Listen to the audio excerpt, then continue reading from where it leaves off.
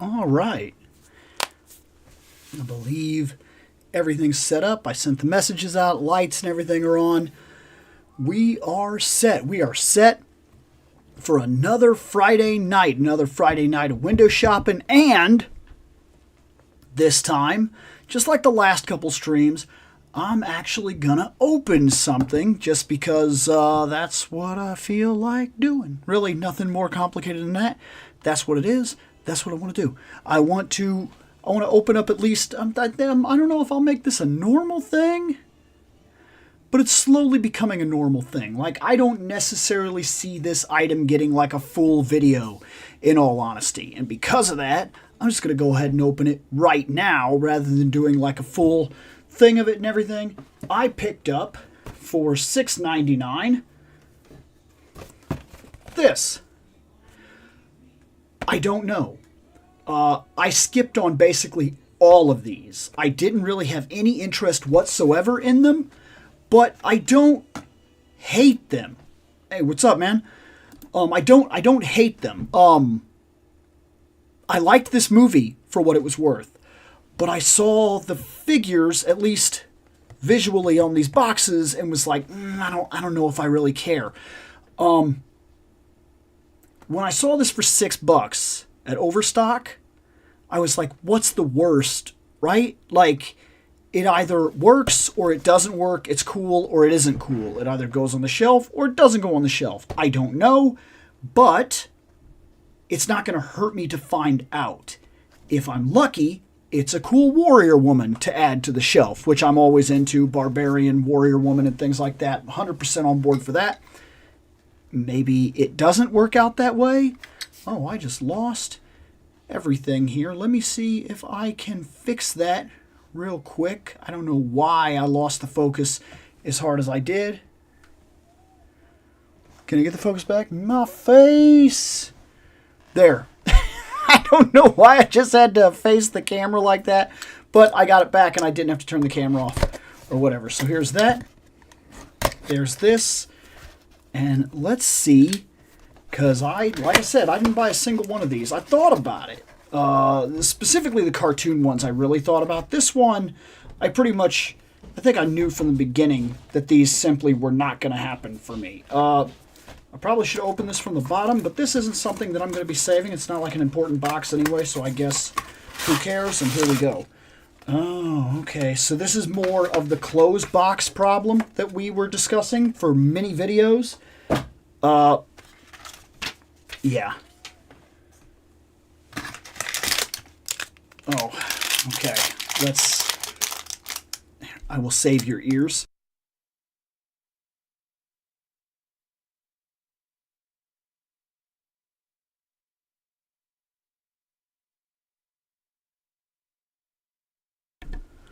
There. Let me double check this real quick, because last time we had a bit of a problem. And this time I want to make sure. Let's switch to that. Let's switch to that. Get everything moving. There we go. There. I don't know why it did that the last time too. Okay. So, it would be a great trial run. I'm not, because I just got the chat to actually start working, I'm not 100% sure what you were referring to there, but chat should be working now.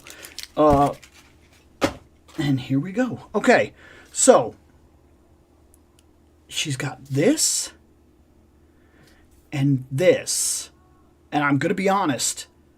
I mean, it's painted well, but I don't 100% know what this is. It doesn't connect. Maybe this is like a throwing type of thing. This, of course, is this so that this can go on her hip or something? We're about to know. Oh, yes, plastic, but there's limits to that as well. I don't like it when, like, I open it and it's plastic and it's already in the plastic coffin, and then it's all, then on top of that, it's also tied with plastic pegs, and, like, you can go overboard. If you're going to make the plastic coffin, make it, put the character in there, put the box over the top of it, that'll hold it in place, sell it. That's all I want. I want to just be able to open it, take it out, done. I don't want to go through all the other crap that comes with it sometimes, where you gotta open this part, take it out, take the top thing off, turn the thing around. Then there's all those little plastic tabs, and you gotta cut each and every one of those off and then pull it out. And then on top of that, it's taped in too. And you're like, come on, where was it gonna go? Let's see, trial run to see if you like it. No, absolutely. No, that's exactly. And who knows? Oh, I didn't see here.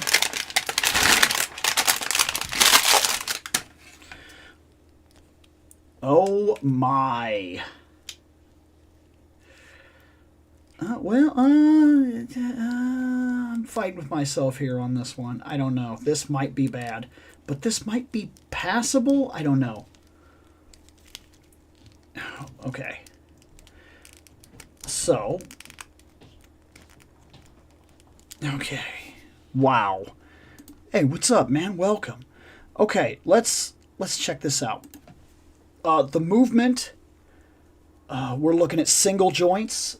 It does turn. That's not terribly bad. Does the wrist? Yeah, we got wrist movement. That actually helps a bit. Nice on the tattoo. I kind of like that. I think that's a nice touch. Nice on the tattoo over here. That's also done pretty well. This could be better in the movement scale, but I'm not going to necessarily complain for what these are. There's some decent movement here, but it's not great. It's very, very, very restrictive. Okay. We have the double knee, but it doesn't go high. It doesn't kick her own butt. She cannot do that. And there's this thing over the ankle, like this area here, which really hinders the movement of the ankle. I mean, you could tell that the movement is there, but I mean, it is really hindered. So she's going to have to stand very specifically. She has the thigh movement here, which is solid.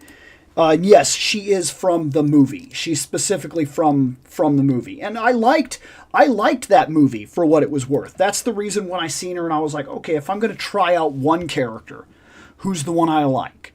I like the barbarian-esque fighter lady, right? Makes sense. That's who I'll try. And then I never bought any of them. I never bought the animated ones, and I never bought any of the movie ones. I kept seeing them and kept thinking about it, but then kept skipping them.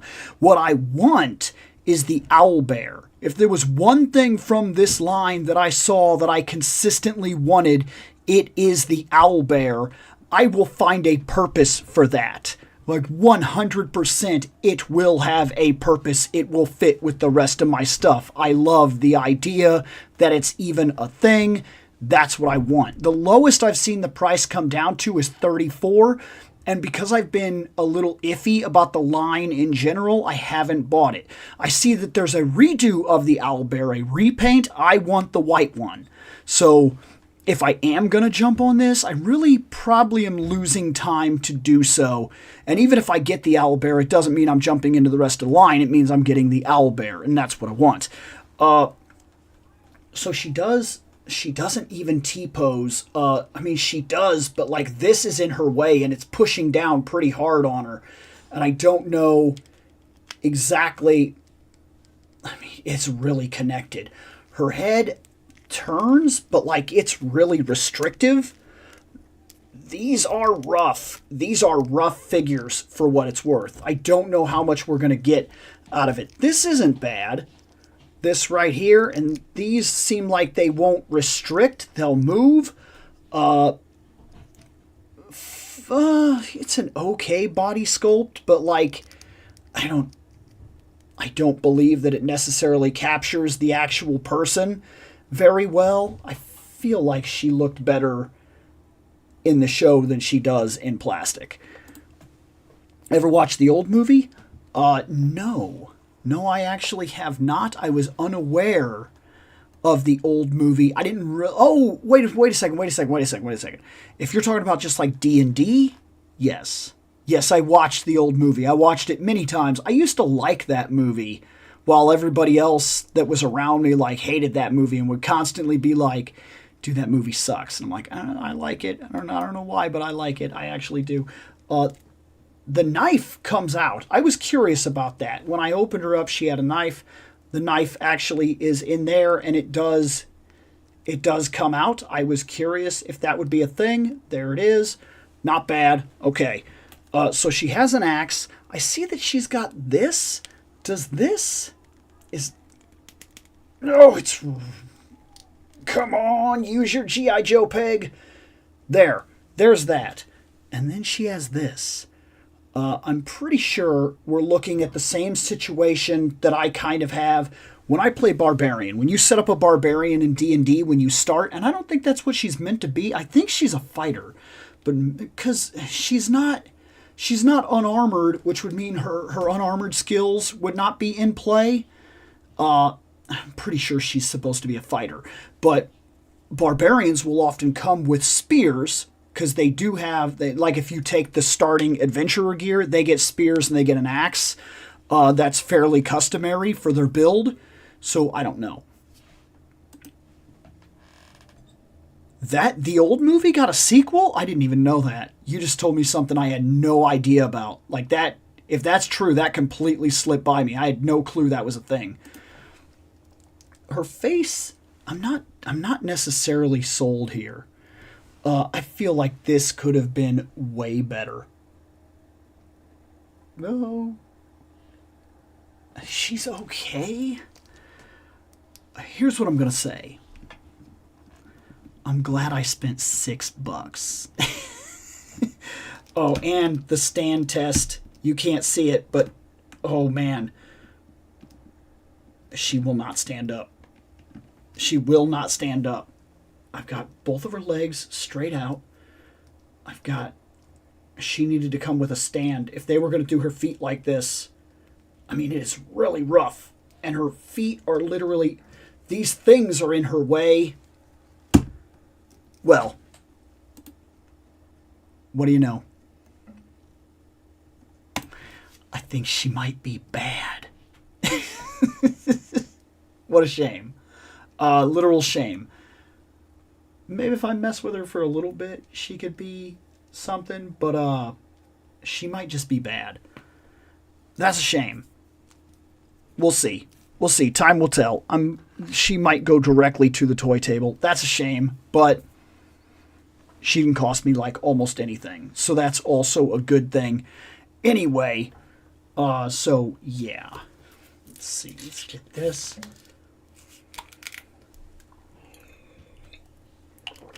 Okay, so where are we starting today? I'll do a little shopping here, mess around while we talk, and then we'll figure some stuff out. So first thing, let's check these because these look pretty cool. These are very new and whatnot. I'm not really into Transformers. I wouldn't be able to give my anything. That we're gonna look at real quick. We'll check that out just because we always like to do that. We'll check out a small area of the clearance because that's nice.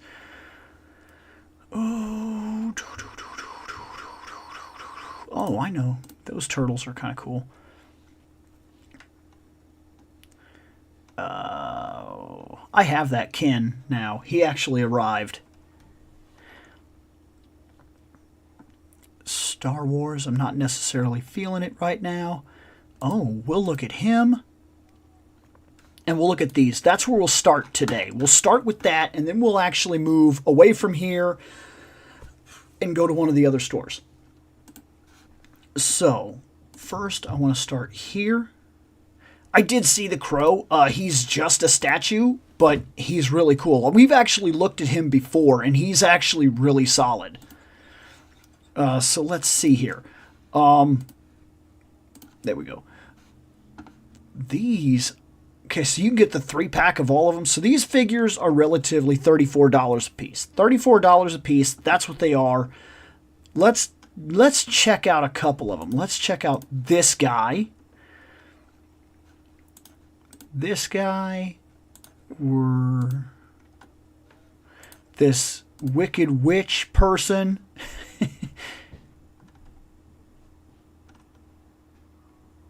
And then we'll check out the older hero of the line. Let's check these guys out. Okay, these are very old looking figures. Like, this is absolutely selling to the retro collector market. This is probably 100% scaled for like original Masters of the Universe figures and whatnot to fit right in with them.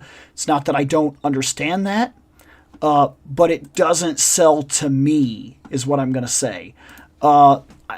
These are pretty cool for what it's worth. Like, I can see why somebody would be into them. Like, he's really cool. He would have been neat if I was a kid and I was growing up and this was one of the figures that I saw or whatever. But at this point, I got to be honest, this sells to almost a niche market, whatever you want to say, at this point. And I'm not saying anything bad. I'm saying that realistically, at $34, $35, which, and then with, of course, the shipping, that's $40 per figure. At $40 per figure, it can be hard for these guys to compete in the market against other things that you could buy that are just arguably superior. And I do say arguably because I see where this fits. And I know why people would buy this, because when I'm looking at it, I can see the appeal of it, even if I'm not the person it's selling to. And you got to give credit to these lines, especially knowing that these guys, like, this is what I mean about, dude, toys right now are in an amazing place. Like, they're in an amazing spot. I hear collectors all the time talking about, oh, there's nothing out there for me, or yada yada, or all these toy companies are screwing up. And I'm like, do you not realize, like, there's literally something for everybody right now? Like, it's happening. It's out there, man. It is 100%. If you can't find something, I don't understand. You must not be looking or something. Because all the, I'm telling you, man. Like, just looking at this alone proves it. I mean, there's so many companies out there recapturing your childhood. Like, it's amazing. Some of those Legends of the Dragon figures look awesome, but they're not articulated like Origins, unfortunately, which is what I was talking about. That's the reason I think that when it comes down to it, these are very much selling to the collectors that are still collecting hard retro, and these are built to fit in your hard retro design, which is not selling to me. The only figures I have that are like hard retro is I have one Teela, because I found her complete, and I have the Teenage Mutant Ninja Turtles. Everything else that I have is, I guess you could argue, no, because I buy the newer superpower stuff. So I get that sometimes the market hits me, but it's not really aimed at me. You have to get me very specifically, and this just would not get me. But I do like the way it looks. I think it's pretty cool. That looks like a toy line from Toy Story, Short Dinosaur Man. Let's see here. So, other characters here. Yeah, and this was very much a thing of its time. Like I say, of its time. This is a new figure, but they're sticking very much to the principles of the time. This is a female figure right here, and she has absolute straight legs and absolute straight arms. That was literally, and I don't know if it was to make them more slender, but just like Teela right here, that's exactly what I'm talking about. Absolute straight legs, absolute straight arms, and then their weapons and whatnot, where He-Man and all the other guys in the line were in action poses. They were like this, or they were like that, or they had one leg forward and one leg back, and they were kind of crouched a bit. And then all the women of these lines always sold the same way: straight arms, straight legs, maybe a slight bend. And my best guess is that this was a style of the age to kind of make them look slimmer, to sell the idea they were the smaller, they were the girl, yada yada. And that's not necessarily a bad thing. It's just something that I noticed about old toys in general. Even growing up, I always noticed that. And like she's got the same thing. See? Straight, unbendable legs. The one turn here. Basically straight arms. Like they don't take hard action poses. That's neat. Is that a swappable head? Or does her head turn because it's hidden under the hair and it's like an action feature? Her head turns and it gets all crazy. That's That's kind of cool. You got to give it to them for hitting up like a really old kind of cool toy thing. Like, because that's something very much from like the age of toys that I grew up with. That's exactly what that is. The head turns and then she's like a lizard thing. That's awesome. Like, you got to give it to them. When you do right, you do right. That's actually really cool. That hits right in the nostalgia of the kind of toys that I grew up in. That's congratulations to them. That's really awesome. This guy very much Conan the Barbarian, He-Man type of character. You got to have him in your line. He's got to be the first guy or whatever. And he's cool looking. They got a lot of heart with these. I understand why people are buying them up. He is pretty cool. I really do. Even if it's not for me, I got to give credit where credit is due. And I'd say that for this dude, the design, credit is due. This is pretty solid. It's pretty cool. Let's see here. Is chat going at anything? What's going on here? I thought that witch's broom was actually a large spoon. I thought it was actually kind of a gun. Because there was like handles and everything on it, and I thought maybe it was a broom, and then the other end was a gun, actually, when I seen it. Let's see. Mattel could learn from their female figures, learn not to reuse Teela's head sculpt and face. It's not gonna happen, man. It's not gonna happen. We know one, Mattel is high reuse. Probably some of the highest reuse I've seen in any toy line ever that I've ever seen in my entire life. Not that that's a bad thing. I understand where it's coming from. They're all barbarian, strong people. But at the same time, they're also Mattel. And Mattel does a lot of reuse for being as big a company with the resources that it is. It's kind of mind-blowing sometimes. Okay, so we have Cobra Eel. Oh, yes, that is cool. I actually don't think this guy is as cool as his counterpart. She's cool. I talked about Doc in an earlier episode. Those are the only ones that we haven't really talked about. I have these on the way. A while back, I put Scarlet, Rakondo, and Duke. And that was like a while ago that I put them on pre-order. I think they launched this month, but I haven't gotten any kind of notice or anything like that, which is probably good because in all honesty, I'm kind of in the course of rebuilding my funds after having to pay for my car and whatnot. So it's not necessarily a bad thing that these haven't said anything. This is something that I am on the fence about. Not that I necessarily want him. I'm excited to see them do the Cobra Eels because years ago when I was growing up, I had a favorite G.I. Joe. And it was the Cobra Eel, I believe variant 2. He was yellow and blue and he came with a shark, like a robot shark. That's what I want. I didn't know anything about the storyline of him. I didn't know anything about the character. In fact, I was lied to about that character. Years ago, I had a friend, and every day we would meet up at about 9 a.m. Saturday morning. I remember this because until I started watching Spider-Man, we did this consistently. And then it was like, I'll meet you guys at 9:30 because Spider-Man is on at 9 and I do not miss my Spider-Man. I remember that specifically, that the station that we had on. But we would meet outside at 9 o'clock. I would bring my toys, he would bring his toys, and we had like 3 yards that were pretty much connected. We'd dump them all out on his picnic table. There was like a picnic table in the middle yard in his area. And we'd pick guys. I picked this guy, I picked this guy, I picked this guy. And you'd like get your whole thing set up and everything. And then you would go over to you would go over to your area and you'd set up your base and we'd play like Guys or War or Joes or whatever you want to call it. And we'd do that. It was for a long time. It was for a long time. We'd play like all friggin' day. We'd play like from 9 in the morning till easily almost around like 4 or 5 at night, and then go in and play video games. Like, I remember that.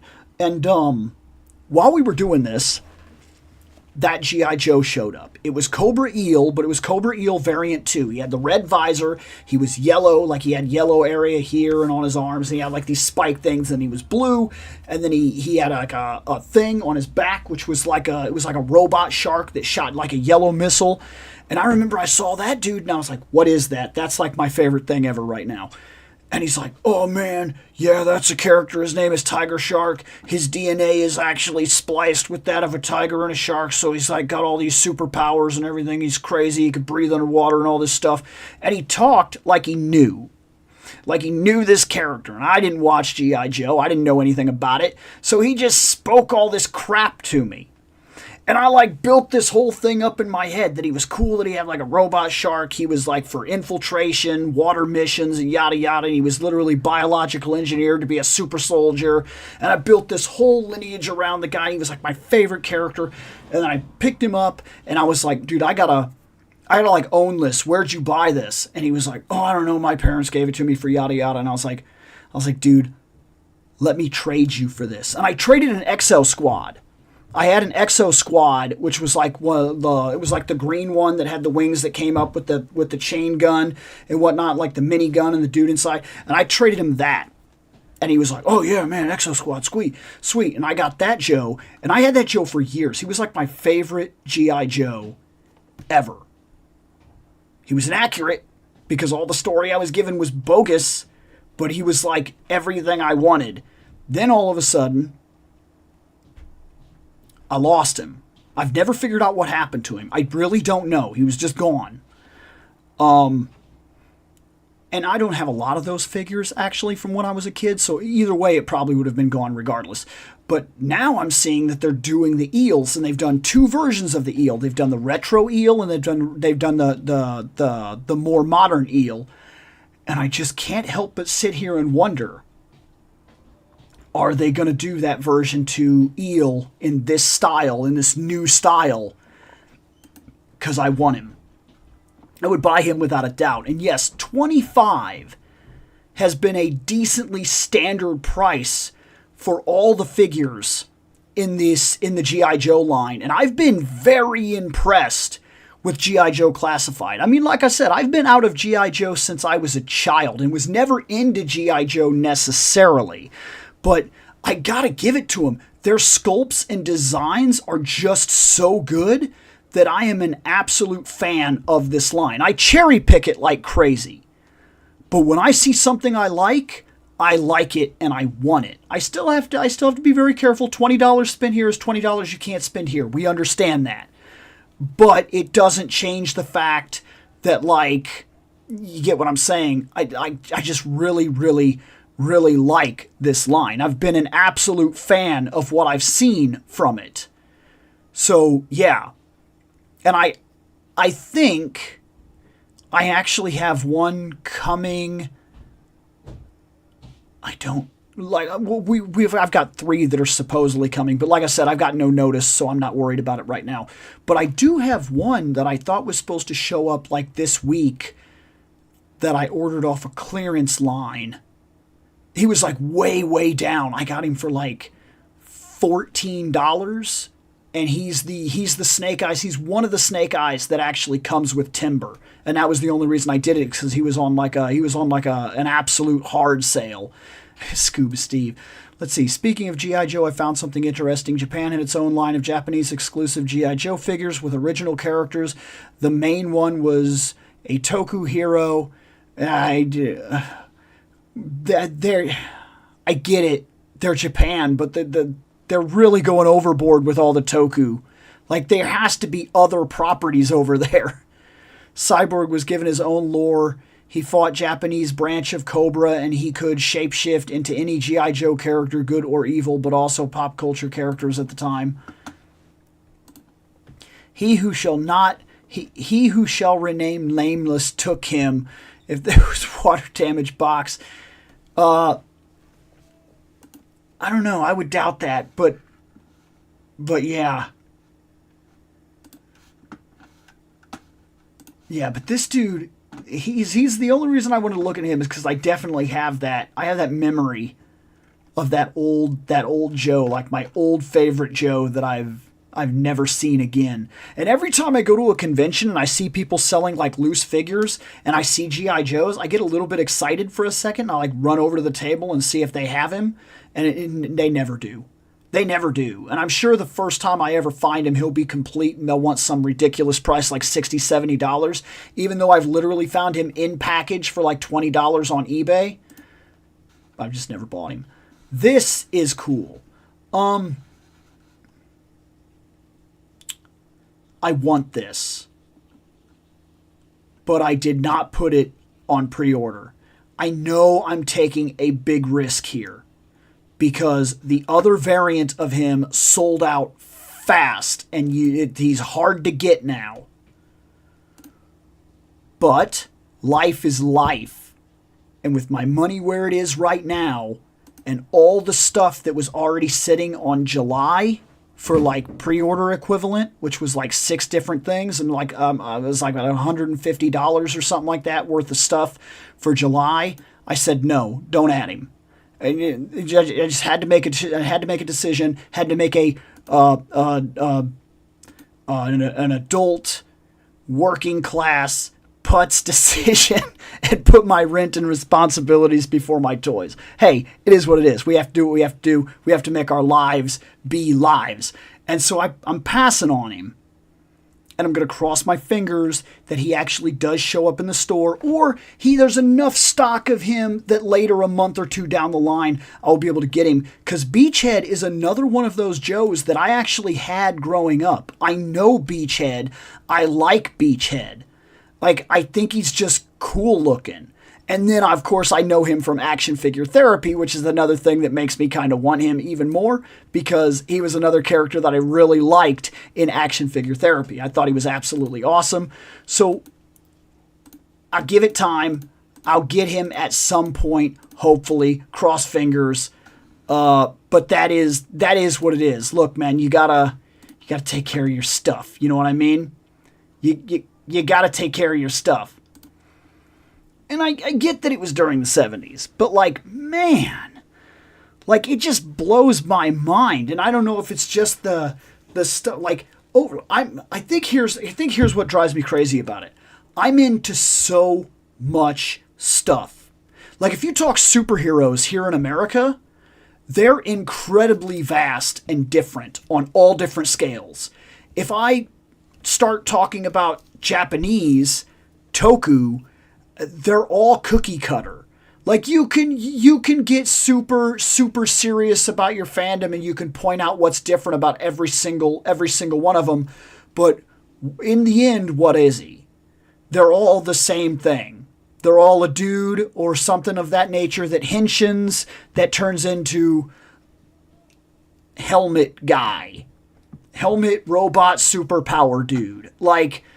And I think what kills me about that is that I keep myself very diverse. As you can see, like, here are G.I. Joes. I'm into that. I like the more realistic G.I. Joes with a sci-fi kind of edge. And I also kind of like ninjas. I like gigantic battle cats. I like barbarians. I like superheroes that span the board. Like, I like something like Captain America. And then, of course, if you go from Captain America right over to the Fantastic Four to Spider-Man, these are all 3 very dynamically different concepts.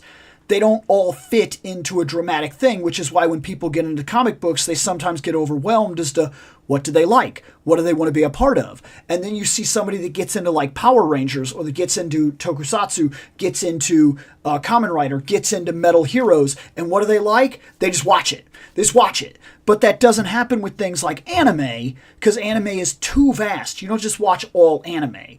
Some people do, but there are a lot of subtle interactions, a lot of subtle levels, and sometimes not subtle, sometimes dramatic differences. If you're going to watch Hoop Days or Suzuka, it is not the same thing as watching Dragon Ball Z. It is not the same thing as watching Spirited Away. It is not the same thing as watching Princess Mononoke. It is not the same thing as watching Iria, the Zetum Project. These are very different concepts.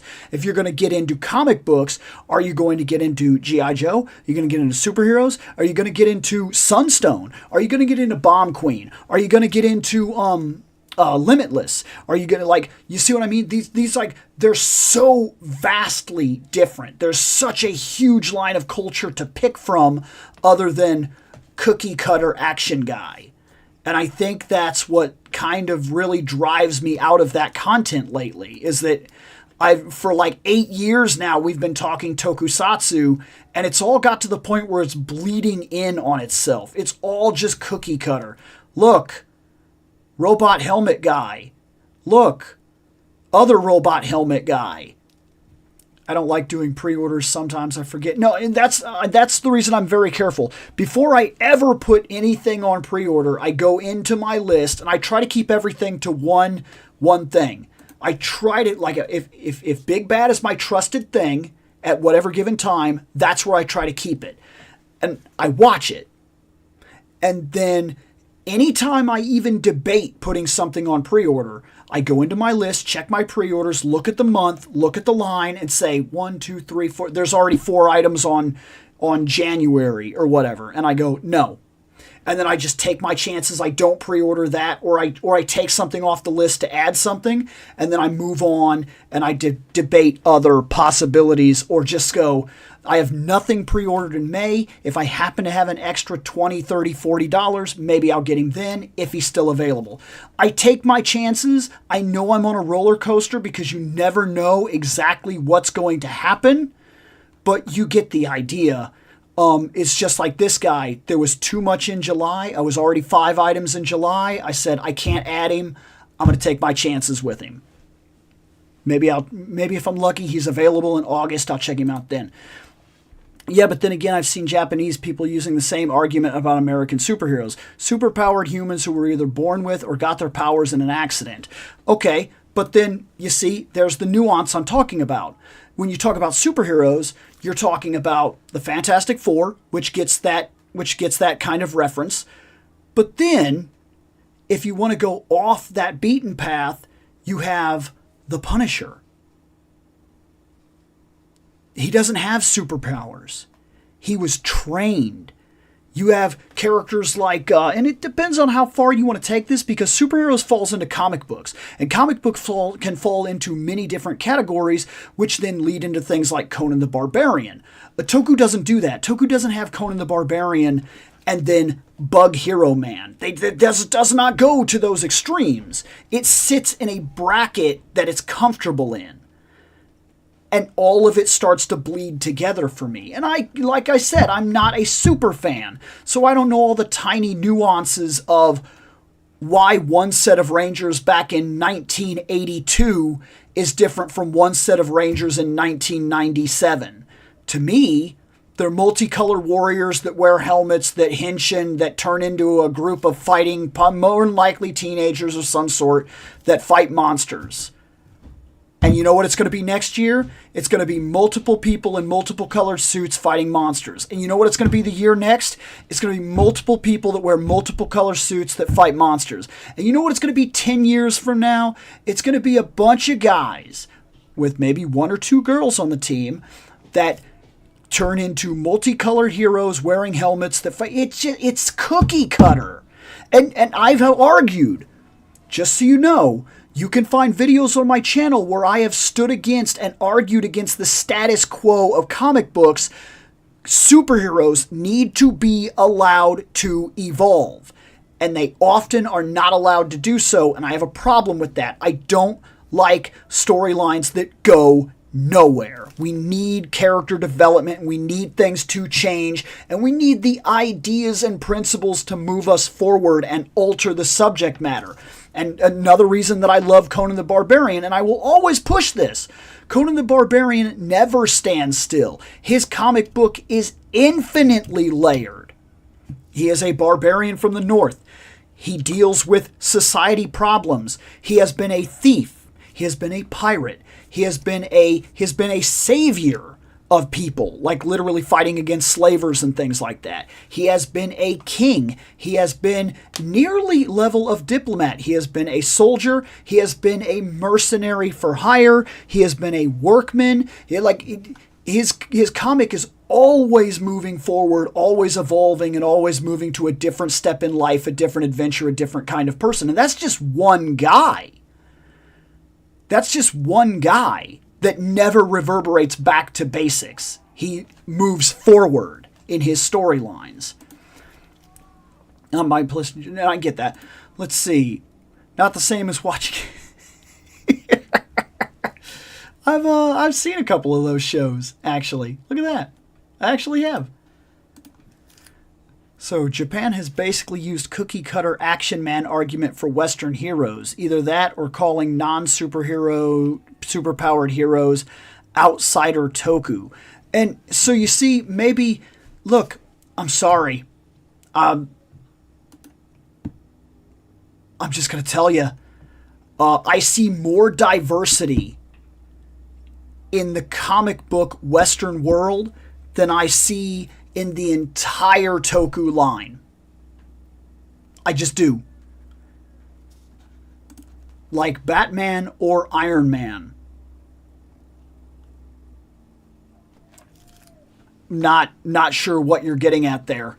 First off, Batman is a noir hero who is a detective, first and foremost. And if you ever read his actual comics, you'll know that he's not really 100% about punching. He solves murder mysteries and things like that, and then often gets into punching on, like, that's what normally gets brought up. But if you read a lot of his comics comics are literally like crime solving, dealing with things like that. Like look at the Court of Owls comic book, where the Court of Owls, he spends entire comics like rummaging through the sewers and like deep, dark, hidden areas of Gotham to unveil a secret society of assassins that has existed inside of Gotham City since his great-great-grandfather's time. Like, he's a detective. He's a noir story. He's a punchy guy, I guess. But if you take Batman and then you move over to Daredevil, these two guys are not even close to cookie cutter. They're completely different, nuanced ideas. So I just don't see it the same way. But after 8 years of looking at costumes from Super Sentai, they're very cookie cutter. You know what it's going to be 20 years from now? It's going to be like 4 or 5 guys, maybe even 13 guys, that all wear different color suits, that have helmets, that it just gets old. It really does. Let's see. Remember you said Spider-Man goes back to basics. Yeah, I get tired of that. It really drives me crazy that every time Spider-Man moves, like Spider-Man will take 2 steps forward, and they'll be like, "Hey, what are you doing up here?" And Spider-Man's, I'm just trying to evolve and grow up. Get back there. And then Spider-Man's like, "Oh, I'm sorry. I guess I'll lose my job and sleep on my friend's couch for a couple days and then go back to having an apartment building." And I'm like, let Spider-Man be something. He's one of the smartest people on the planet. And he can't figure out how to pay his rent. Like, what is happening? He was a science major. And like, really? He could be a scientific assistant to Reed Richards.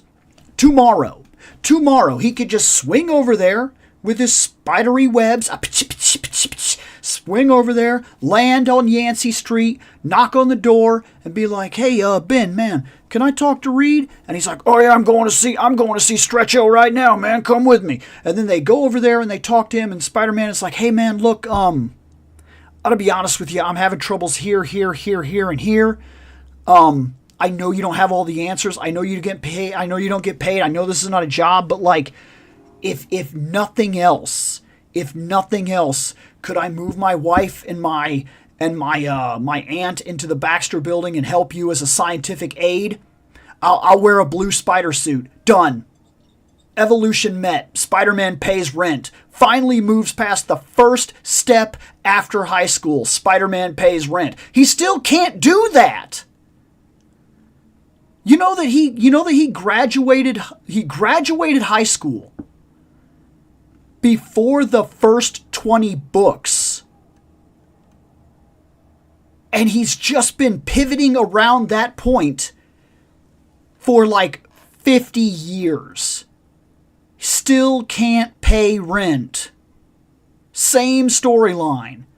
Aunt May still sick. Like, come on. Let him do something.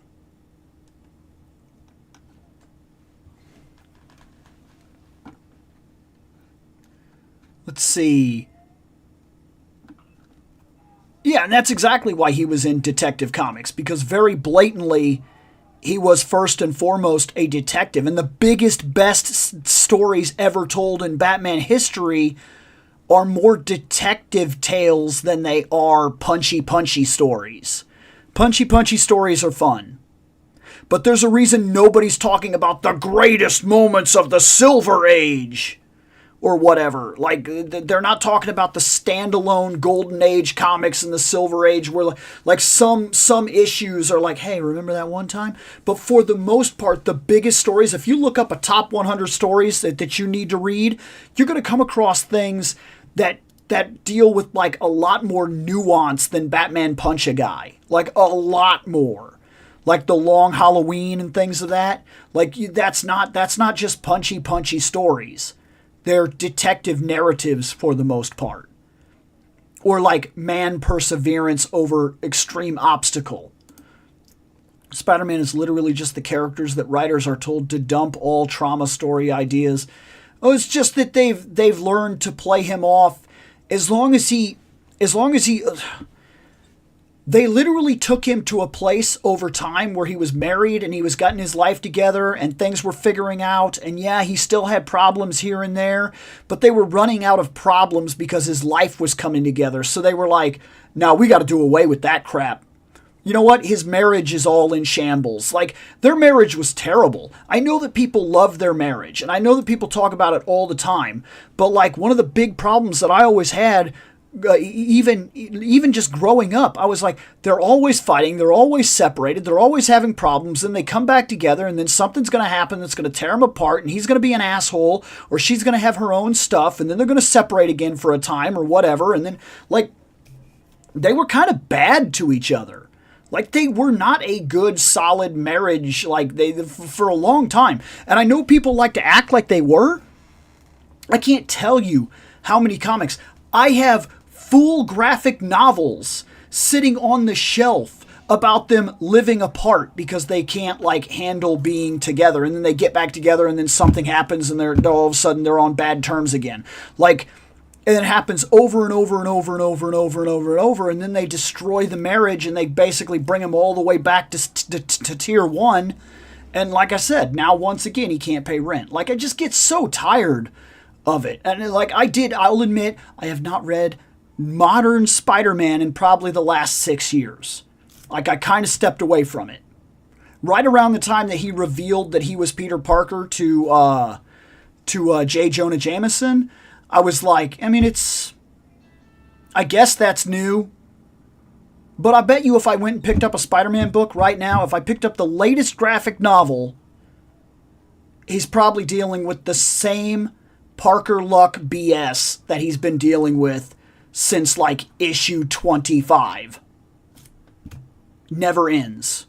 It's always the same. And anytime it starts to change, we got to slap him back down and put him back where he was. It kind of drives me crazy. You want to become a new Marvel writer? I don't know where to start. De-evolve Spidey, ruin his life. To be fair, they're told to do that. Now they're giving the new Spidey on the block Miles all the recycled arcs. No, that's not fair. That's not fair. Miles gets a lot of his own stuff. That's not fair. And that's probably a part of why a lot of people tend to dislike him and get mad at him. Because they don't like the people. A lot of people that read comic books don't like stuff to change. They don't like their characters to move forward and develop, which is really weird.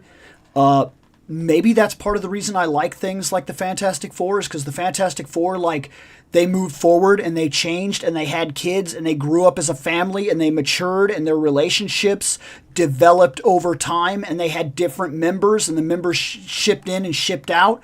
And it never really got to the point. They somehow managed to keep it family grounded while moving forward.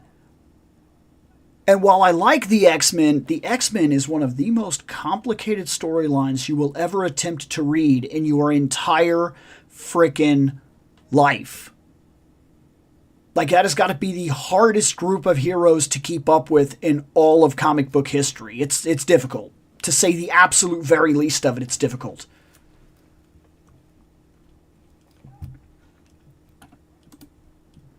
Remember you guys talking a long time ago about this, but I don't know what it is, when, where is Peter was a billionaire. Oh, he was a billionaire for a while. He was a billionaire because Dr. Octopus actually took over his body and actually followed through with some responsibilities. He went to college, got a degree, started a company, became a successful businessman, created new ways to fight heroes, security protocols, and things like that. Actually took down some of the harder fights and actually moved Spider-Man's progression forward. Then Peter Parker was put back in the body because Otto Octavius can't fight Norman Osborn for some reason. That's BS. It's very much plot armor.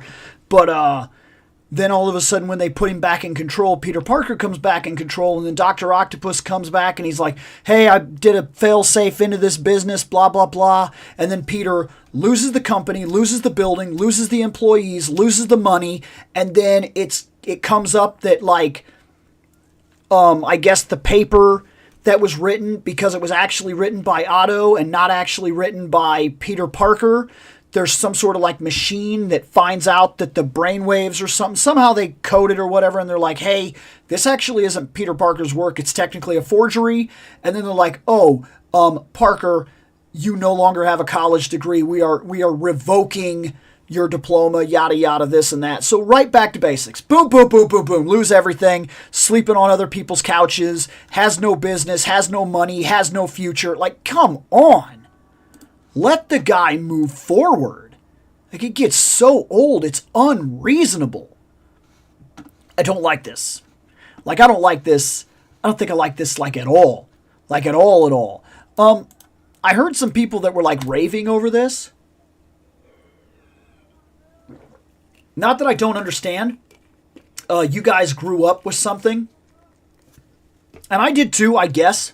Because I grew up with G.I. Joe. But I look at this and I'm like, let's just do this. Look at this guy. Snow Serpent. Pretty cool. I mean, he's fine, right? He's got the blue. He's got the Arctic gear. He's got a decent little gun and whatnot. He's got these snowshoes. He's exactly what he's supposed to be, right? He's a snow trooper guy. Look at him with his snow trooperness. He's cool and his trooper snow guy, and he's fantastic. Love him. I get that this is what he was. This is what he was when we were growing up. This is him. This is the original figure modernized. The first wave classics did him better. A Snow Serpent. Let me just get... There he is. This is him now. That's the one that I bought. That is awesome. That makes the other one look like an absolute joke. And yeah, I mean that in every sense of the word. Look at how cool this is. This is where it's at, man. This guy looks better. He's got a snowboard. Arguably cooler than snowshoes. He's got multiple guns. He's got multiple head relays. He's got this mortar launcher, which is cool. He's got a really cool backpack. He's got these rocket launchers. He's got all this cool stuff like the fur. He's got the cape. He's got the wolf and everything. This guy is freaking awesome. He's got a dark muter blue, so his blue's a little more muted, which I actually like. You could argue that if you like colors that pop, he doesn't pop the same way, but look at all of this. This dude is a beast. He's coming to battle, and he's in the snow, and he's looking cool. And then for some reason they revealed this guy, and I saw all this talk, and everybody was like, oh my god, did you see Snow Serpent? He's sick as shit. He's so cool. This is the Snow Serpent I grew up with. And I'm like, okay, like that's cool. I am not nostalgia tied to this. And boy, there are times that I can feel that I am not nostalgia tied to a property, because I look at this and I'm like, no, I got the better one. I'll move on. This guy I did not put on pre-order because I have the other Snow Serpent, and this guy literally does nothing for me now. Nothing. Bye. No. What is up? What is down? Hey, man, what is going on? Yeah, I'm not nostalgia tied to this at all. No interest. She's cool. I saw people complaining about her because her sleeves are supposed to be all red. I had her growing up. This was another one of those Joes that randomly I had, and this is pretty much what I had right here, except that she had red sleeves. And I guess there were other mild differences here and there. This is awesome. I actually think she's really cool. She's another one that I really want, but I'm passing. I'm going to wait till after July and see if she's still around. And if she is, then I'll worry about her then. Because for right now, aside from the things that I've got coming, I'm not really putting any money towards anything. I'm kind of trying to bide my time. I need to of course I need to have money on my card for emergencies and things like that. And I just put a lot into my car. I'm $1,000 in, and I need to put another $300 in before I make my trip on my vacation. And when I go on my vacation, I would like to, have money. So I am being very careful right now. So this is one of those things that I'm kind of passing on, but I'll keep my eye on it afterwards and hope that the stock stays up enough that I can actually get my hands on one of her, because I think she's absolutely solid. I think she's really cool. And this is probably one that I would double dip. I'll be honest, because this is the look that I like, where she's like this. But if they came out with a classic variant, I would do the other one where she actually maintains the full hood dress and everything like that. But I would do this with the blind bandana effect. I think that is really cool. I think it really sells it for me. She's really awesome like this, and that's so this is one that I think that the classic version will still add up to be just as cool as her current variant that's coming out. I think she's really gonna be worth it.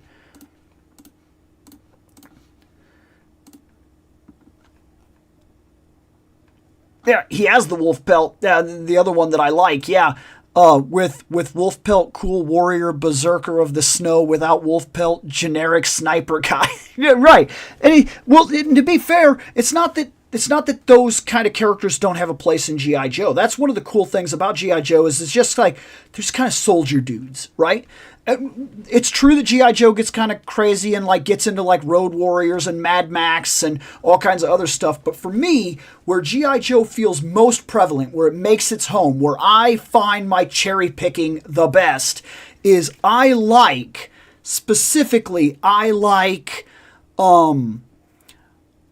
G.I. Joe to be soldier people with just a little bit of a sci-fi edge. They're a little bit ahead of us in technology, but they still live in a world very similar to ours. And it just so happens that they're ninjas. Does that make sense? Not necessarily, but ninjas are cool, so I let it go because I was a kid of the 80s and ninjas. And I like Snake Eyes, and I like Storm Shadow. And so I'm willing to suspend my disbelief to a certain amount, but I don't often find myself buying the Road Warrior type of guys. Like, it's just not something that I'm really into, and I don't really go into the super silly side of G.I. Joe, so it is very much a line that I cherry pick, but it is something that I grew up with, and every now and then something like this very much catches my attention because, well, there's a couple of reasons. We'll go over them here in a second. Hold on. I was driving to work, but I gotta say, X-Men is the hardest story to keep up with on. This coming from a guy with a show, yeah, no, absolutely. And I'm the first one to tell you that's part of the reason I made that show is I was reading every single X-Men book there was and trying to explain to people just how crazy complicated it really is.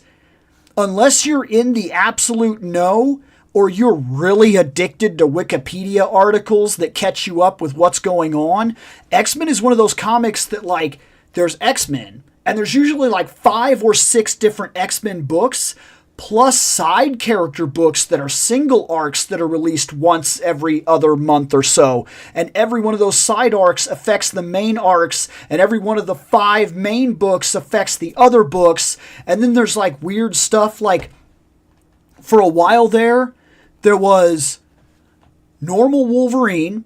This was all in the same timeline. There was a regular Wolverine who actually belonged in the timeline. There was Old Man Logan who had been deposited in our world. There was a child of Wolverine that came from the Ultimates universe where Wolverine was already dead. And there was also a Phoenix Wolverine who was an old man from like eternity who was also in the 616 at that current time because like some sort of power gems or something. And then there was a reincarnated living Wolverine who was the original Wolverine that somehow when he came back to life had like adamantium claws that were like on fire. And I was like, this is just one character. Like, this is one dude. The continuity, how do they ever expect people to understand what's going on? You could literally spend a 40-book pull list on just X-Men, and you would still basically be invested in a comic universe because there's so many characters and so much stuff going on all the time that is intersecting on top of itself. It's kind of crazy. This is something I grew up with. This is the Scarlet that I recognize from the cartoon. It's the Scarlet I recognize from the original toy. And I like it. It's that simple. That is the reason she was one of the few that I cherry-picked of the line. See, I got the other Scarlet. And this is one of those times where a lot of the times I'm liking the classified main release, the first release, I'm liking that better. But this is one of those times that I'm thinking that the classic Scarlet is probably going to be better than the... See, because the Classified does 2 different versions. They release a main line, which is one they release first. Then they do a classic or retro variant, which is usually on a retro card back. And that retro card back, this time, I think probably wins. I think I like that Scarlet a lot. It kind of reminds me of a female Solid Snake. The dual tails is cool. So you can have her without the backpack, where she's got the tail that hangs down. Or you can have her with the backpack, where her tail actually loops over the backpack. That's the reason they give you the double tails. And it's also for like action effects and things like that. So you could turn her head real quick and maybe use that tail rather than the one that's just the one that just lays down. I like that a lot. I think that another thing is they went out of their way to give her all the muscle detail in her legs and everything like that. This is I gotta say, for $25, G.I. Joe Classified is insane. The amount of sculpt and detail that they're putting into every single figure is unreal. Like this is not a line that just like does a whole bunch of female reuse. Marvel, because I gotta say it. Like, if you buy Marvel Legends, if you were to take 30 girls off the shelf, 30 of them, and look at them, Marvel Legends, probably 27 of them are the exact same body mold. Like, it's unreal how much reuse exists in the female line. Like, it's unreasonable. It's almost all repaint. It's crazy to me. I just recently did that where I was talking about Sue Storm, and I was like, oh, look, she's Spider-Woman. Like, she's freaking Spider-Woman from, she's Spinneret. Like, I was like, look, that's the same body mold right there. And then I looked at another one and I was like, oh, look, there it is again, the same body mold. And that's the reason everybody made such a big deal out of that Black Widow, is because when that Black Widow came out, it was mind-boggling that it was so good. And that is not happening in G.I. Joe, which I've talked about multiple times. I've been like, look at these 5 different women characters. All of them. Some minor reuse. We see reuse in the line. It is inevitable. It's a toy line. You will see reuse. But they go out of their way to make sure that every couple different characters, every couple different girls, is enough different to be very much their own body type, own build, own design. And I gotta hand it to them, because Marvel ain't doing that. Like, and Marvel costs the same, sometimes more. I have a theory as to that. I don't know if that's 100%. I don't think that's Marvel Legends' fault necessarily. I think the reason the prices keep going up in Marvel Legends is because you have to pay for the licensing. This specifically, Marvel Studios, that's what I think it is. If I had to guess what keeps driving the prices up to like 30, and then random figure will be like, oh, by the way, this one random figure is like $34. And you're like, why? It looks pretty standard to me. And they're like, well, it's deluxe. Is it though? No. Like, that's it. And then sometimes it is. And then sometimes they will surprise you. That new pack that's coming out, the Mojo pack, where it's like Mojo, Lone Star, and I can't remember. There was another. Was it Dazzler? I think it's Dazzler. I think that it's like a 3-pack and it's only like $60, and they're all pretty solid figures. Hey, when you do it right, you do it right. But it is kind of crazy to watch them re-release the exact same body molds continuously, the exact same faces sometimes, and just like repaint them slightly. And if I was to go up to that shelf and pull off every single G.I. Joe that I have, which I'll admit I don't collect the entire line, there's not a single face that looks the same. Not one. None of them. That's impressive. It's very impressive. And maybe it's because the G.I. Joes, you see their faces a lot more. I don't know. Maybe that's possible. Could be fair. Because, like, if you see a Peter Parker face, I mean, it's going to, you know what I mean? It's going to be like a Peter Parker face. It's not going to be like where, like, Deadpool and, like, 50 other characters all use the exact same head painted different. Like, all of them. Like, every single friggin' one. It's kind of crazy to me. And it could be the reason that I cherry pick so hard inside of Marvel Legends. Like, I'm real careful about what I buy, and I'm often very, like, stuck on the idea that, hey, I want one Spider-Man. One. Buy him, put him on the shelf, one, happy, done. Just like I want one Captain America. I know the one I want, but I can't get him without spending like $70, and I don't want to do that right now. So I'm kind of stuck in this weird place where I'm like, hey, you know what? Never mind. I'm very much at that point. But that's fine. Because when I do finally get one, I'll get, one. Not like 7 of the exact same guy painted slightly different each time. Like, I don't want that. And that they're very, like Wolverine. Wolverine, like, released 9 Wolverines in a row, all the exact same figure painted differently. Hey, let's do him in black and gray. Let's do him in orange and brown. Let's do him in slightly different orange and brown. Let's do him in tiger stripe. Let's do him in tiger stripe. Let's do him in tiger stripe. Let's do him in tiger stripe. And then they're like, hey, you know what? Let's change him ever so slightly so we could do the amazing Wolverine from the astonishing line. And they're like, oh, what if we did that another 4 more times? And I'm like, guys, come on. Like, that's the reason I only have like right now on the shelf, I have like 4 or 5 different Wolverines, and I finally got the one that I want, and the others are pretty much, they're coming off the shelf. Recondo, right here, this right here. I don't know if Seth is actually still watching. He sometimes is, but he's going to work and whatnot. There you go, buddy. They're releasing Classic Recondo.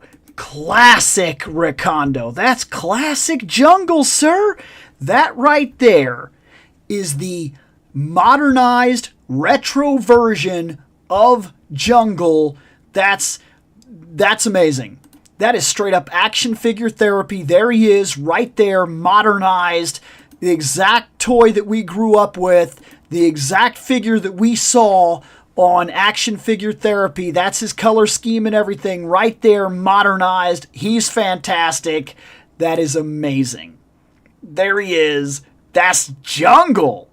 Oh man, you better believe I want Jungle. Yes, I bought Tiger Force Jungle just because I was like, they're probably not going to do this again, because I didn't know they were doing Retro Line yet. I didn't know they were going to do Retro Line. Then all of a sudden they were like, hey, let's do Retro Line. And I start seeing these guys come out in some of the color schemes that I recognize. And like I said, sometimes that very much sells me on it. Sometimes I'm like, that's the one I remember. That's the one I had. That's the one I want. And then sometimes I'm like, ooh, I actually want the modernized one. Like with Snow Serpent. Yeah, that's great that they released a retro Snow Serpent. But if he's not going to have all that cool stuff, I don't care. Like, it just doesn't matter. That Wolverine is sounding like the Funko Pops doing every single Batman costume ever. Oh, that's Funko Pops in general. Every Funko Pop is basically the same, which is actually how they get around licensing. A lot of people don't know that, but if you're going to make somebody's face, you have to license with said company that owns said thing or with actual person. And oftentimes with toys, like you have to go, like if you're gonna do a toy of Bill Murray, you actually have to go to Bill Murray and have him okay the sculpt and things like that, and then you have to pay a royalty license and things like that.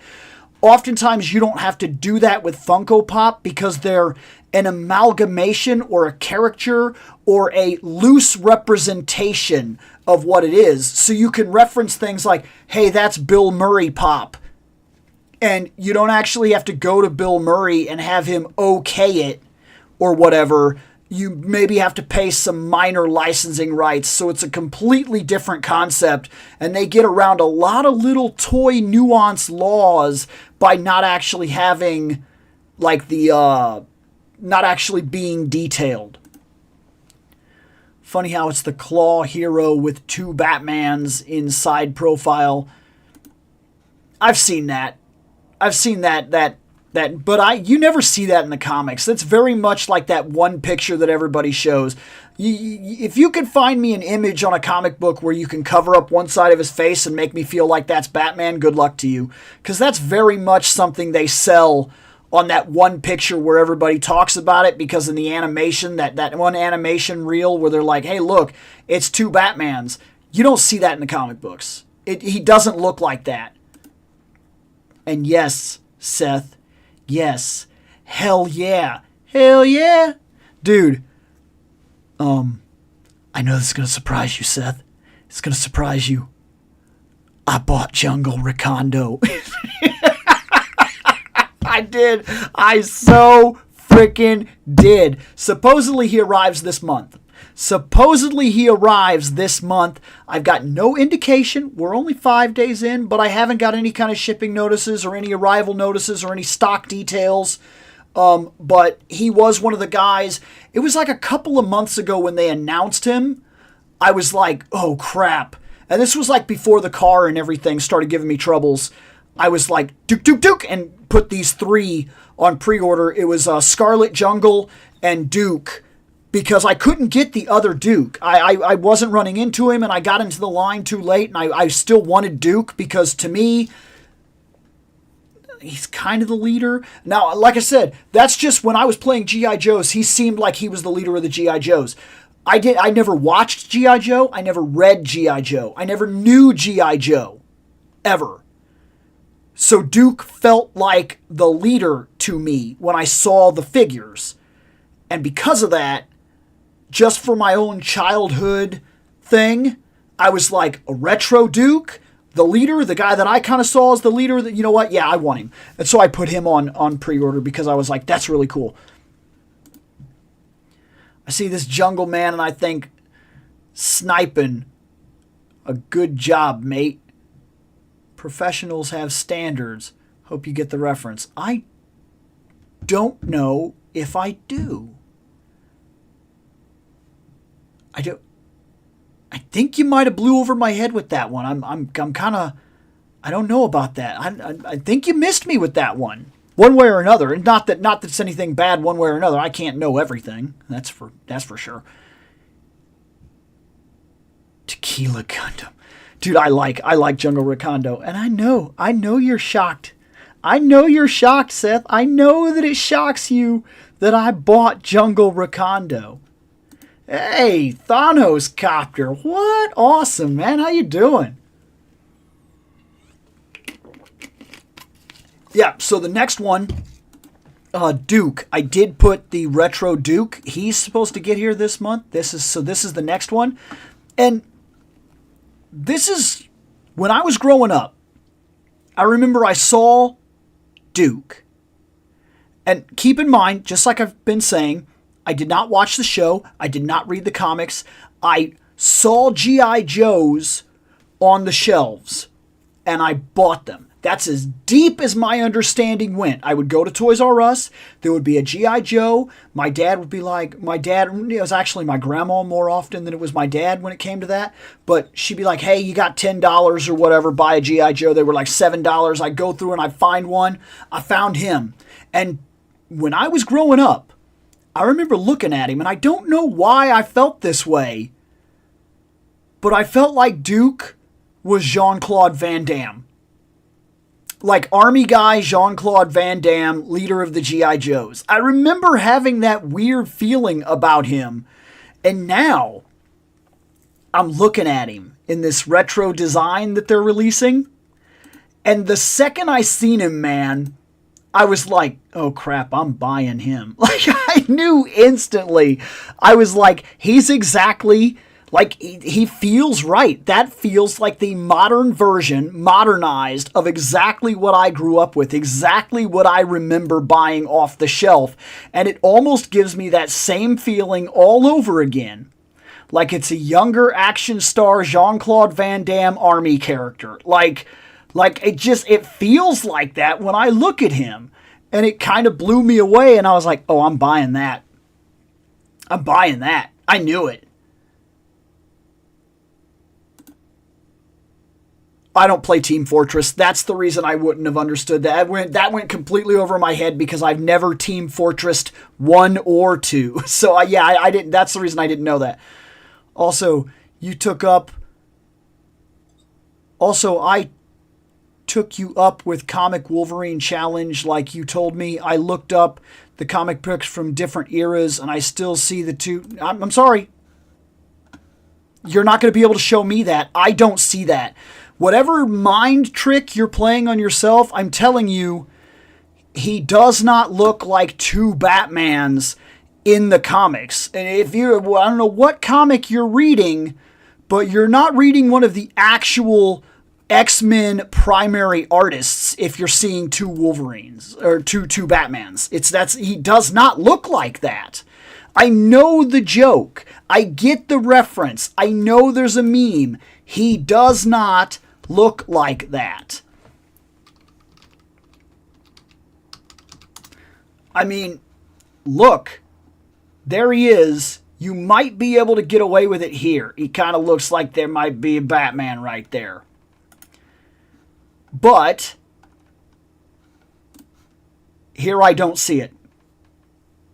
I don't see it because this part isn't like right. And if you cut that face in half, it doesn't work that way. I don't see it here, in all honesty. I don't see it. If you cut that face in half, I get the joke, but I simply don't see it. He doesn't look like that. There's Wolverine. That's not going to work. This is about the old... See, but this is exactly what I'm talking about. That's a cartoon look. The cartoon, and that's where that meme comes from, that it's two Batmans kissing. That's where that comes from. It comes from the cartoon look. It does not come from the comic books. He does not look like two Batmans kissing. He doesn't look like that in the comic books. These are... Oh, okay. These are the daily deals. So, daily deals, they got... Oh, that is awesome. Marked down from 140.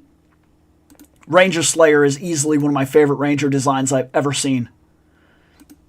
Like, that's solid. That's really, really cool. She is awesome. Tiny He-Man. I don't know what this is, but it brings joy to my life. I wouldn't buy it, to be fair, but if I was given it or if I owned it for some reason, I would probably play with it. I mean, if I'm being honest with myself, whatever this little dude is, he brings joy into my life. $80 does not bring joy into my life for such a tiny little happy dude, but yeah, I'd be fine with him. Let's see. Medicom toys. Oh, the face is really good. I don't think that I would buy this, but I got to admit that face is done very well. I am somewhat. I'm pretty impressed. Yeah, I was not a huge fan of this armor. I thought it was kind of cool for the short time that we've seen it, and I know that very much that's like the Kingdom Come armor that she wore. That I recognize that from like the comics and everything, but like I was not sold on this look necessarily. And maybe it's because it looks really awkward on like a real living person. Some looks are harder to pull off than others. I don't know. In all honesty, I see it in every example you've shown.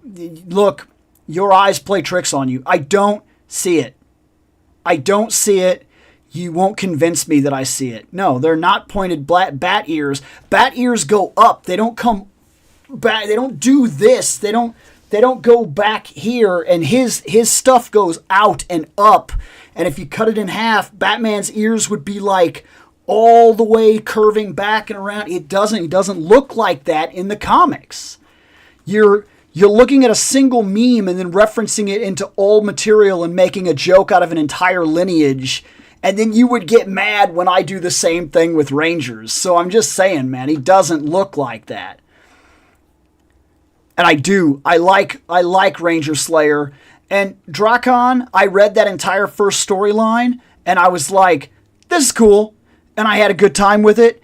And then when that storyline ended and they were like, how about more Drakon? I stopped reading the comic. I did. I stopped immediately. I bought that comic all the way up to the end of Drakon. Then they started the Omega Ranger stuff. And I was like, okay, this is going somewhere new. And then all of a sudden they were like, hey, what about more Drakon? And I stopped buying the books. I haven't read them since. It really bothered me that they're not moving forward.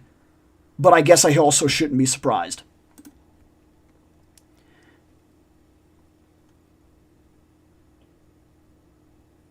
Is it cool looking or just trying too hard? You mean what he looks like? Drakon looks fine. He looks fine. He doesn't blow my mind. He's not the best designed Ranger I've ever seen in my life or anything like that. He's fine. I missed the Berserk. What? Really? I must not have even known about that. Let's see. Tiny He-Man, Tiny Skeletor, Chibi Figures line, everything you could think of, anything you could think of. Yeah, and hey, Chibi sells. I don't have any problem with it. If it's fun and stupid, sometimes I love it. I'm simple when it comes to some of my toys. Sometimes all I need is something fun. That's what fucking toys are. That's pretty cool. That is pretty cool. I would not buy it. That's why I wouldn't buy it. What is this? Everybody that praised the Lightning Collection. Why? Am I the only one that thinks that these are some of the worst face sculpts we have ever had in toys, period? And yes, I'm referencing all the way back to the frickin' 90s. I have Playmates Star Trek figures that look infinitely more like the actual people than that. Who is that? Who is that? That is not Kimberly. I don't know who it is. That is not Amy Jo Johnson. No. Look, what is this? People were raving about this line. Oh, and they're also they have unmasked heads and blah blah blah. And I look at him and I'm like, what? Yeah, and you're right. Look at that. You don't even know Rangers, and you're looking right at it, and you're like, I don't know Power Rangers, but she looks bad. Yes, that looks bad.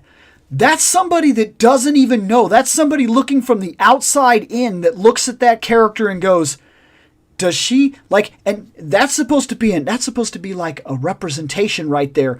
Looking from the outside in, he would look and be like, that person looks bad. Like that looks bad. They praise it because of the accuracy of the suit design, but the faces are bad and everyone ignores them when praising. Well, they shouldn't. The fact that Billy looks like Waka from Final Fantasy X, you should not look past that. Looks terrible, which is the reason they've already remade these figures, because they're doing a remaster collection, and they desperately needed it. And now everybody that went out and bought these is now buying the remaster collection for like $40 a piece. And like, I mean, it's so bad. It's unreasonable. It's so bad. Now, Super 7 Ultimates, okay? I have my ups and downs with Ultimates. This is one of my downs. And it's another thing. I think it's human faces. Because they do the Ninja Turtles and it looks fantastic. Like real people though, like real faces, like look at that. What is that? What are you doing? Ugh. Like...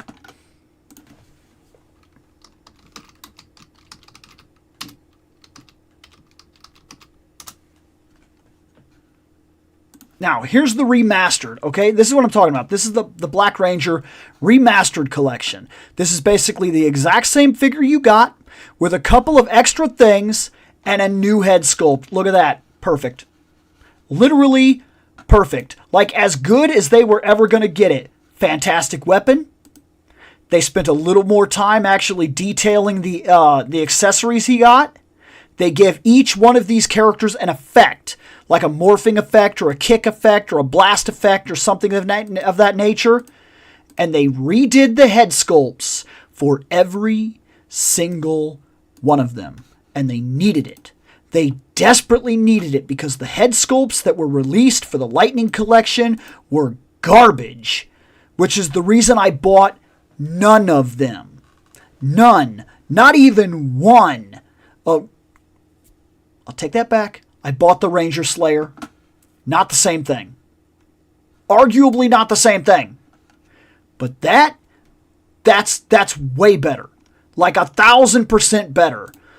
The Lightning Collection did the marketing campaign where they did faces of fans for special figures. I was interested. That's not just Rangers. That was what was known as the Selfie Collection, and the Selfie Collection worked with any single toy done by the company. I believe it was Hasbro. Any single company, any toy that did not show skin. It was that you could do it with Rangers, you could do it with certain G.I. Joe figures, you could do it with Ghostbusters. Didn't matter. That was the Selfie Collection, and I was very close. I almost put the money in to get a Ranger for every single member of the Fandom Night crew. I was right there. I was like that close to doing it, getting everybody their own head sculpt and whatnot, and getting them Rangers, but I didn't do it. Hey, what's up, man? Cobweb in here. Let's see. Wasn't expecting an actual Sentai Morpher. Not asking you to buy it. Just surprised. No, and I get that. No, this is done well. If I was to ever buy them, that's what I would do, but I won't. I already have a set of Rangers, and I'm already happy with them. I have the Legacy Collection. That was good enough for me. And when they released the first set of figures, and the figures had absolute terrible heads, that was the end of it for me. Like that killed the line for me instantly, and this is not enough to bring me back and like replace the Rangers that I have, because I really don't need to replace those Rangers. I think they look fine. Speaking of Ninja Turtles, 5K has the Rage Donnie and Master Splinter ready to ship. They will go fast and jump in price. So the only TMNT I'm looking for, I like the effect. More lines should do that. That's actually, I agree with that. I wish a lot more lines would give like battle effects and things like that, which you got to hand it to like Jada. Jada's doing that with a lot of their figures. Like every Mega Man came with like multiple effects of the 3 Mega Man they released recently, and then the same with all the Street Fighters. They're all coming with effects and whatnot, so they all look really cool. No, we're not gonna. Well, hold on. We're going to look at Super 7 clearance, because Super 7's expensive. Anytime you can save money on Super Storm collectible clearance, we'll check that. Mattel clearance. We won't go very far into this. I can already know. If page 1 is this bad, we're not gonna go further than this. No.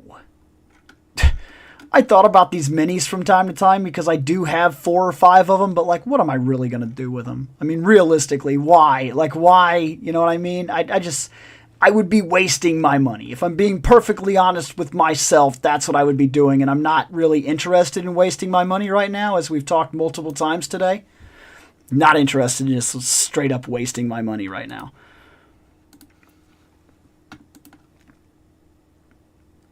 Bill, I meant that I saw a Sentai Morpher in the list of toys.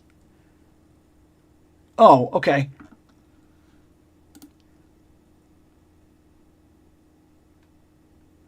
Oh, so we looked at the Dragonor, and dude, like that's one of those lines that like, okay, so, and I've talked about this multiple times. I did not grow up with Masters of the Universe. I got in like 2 years ago.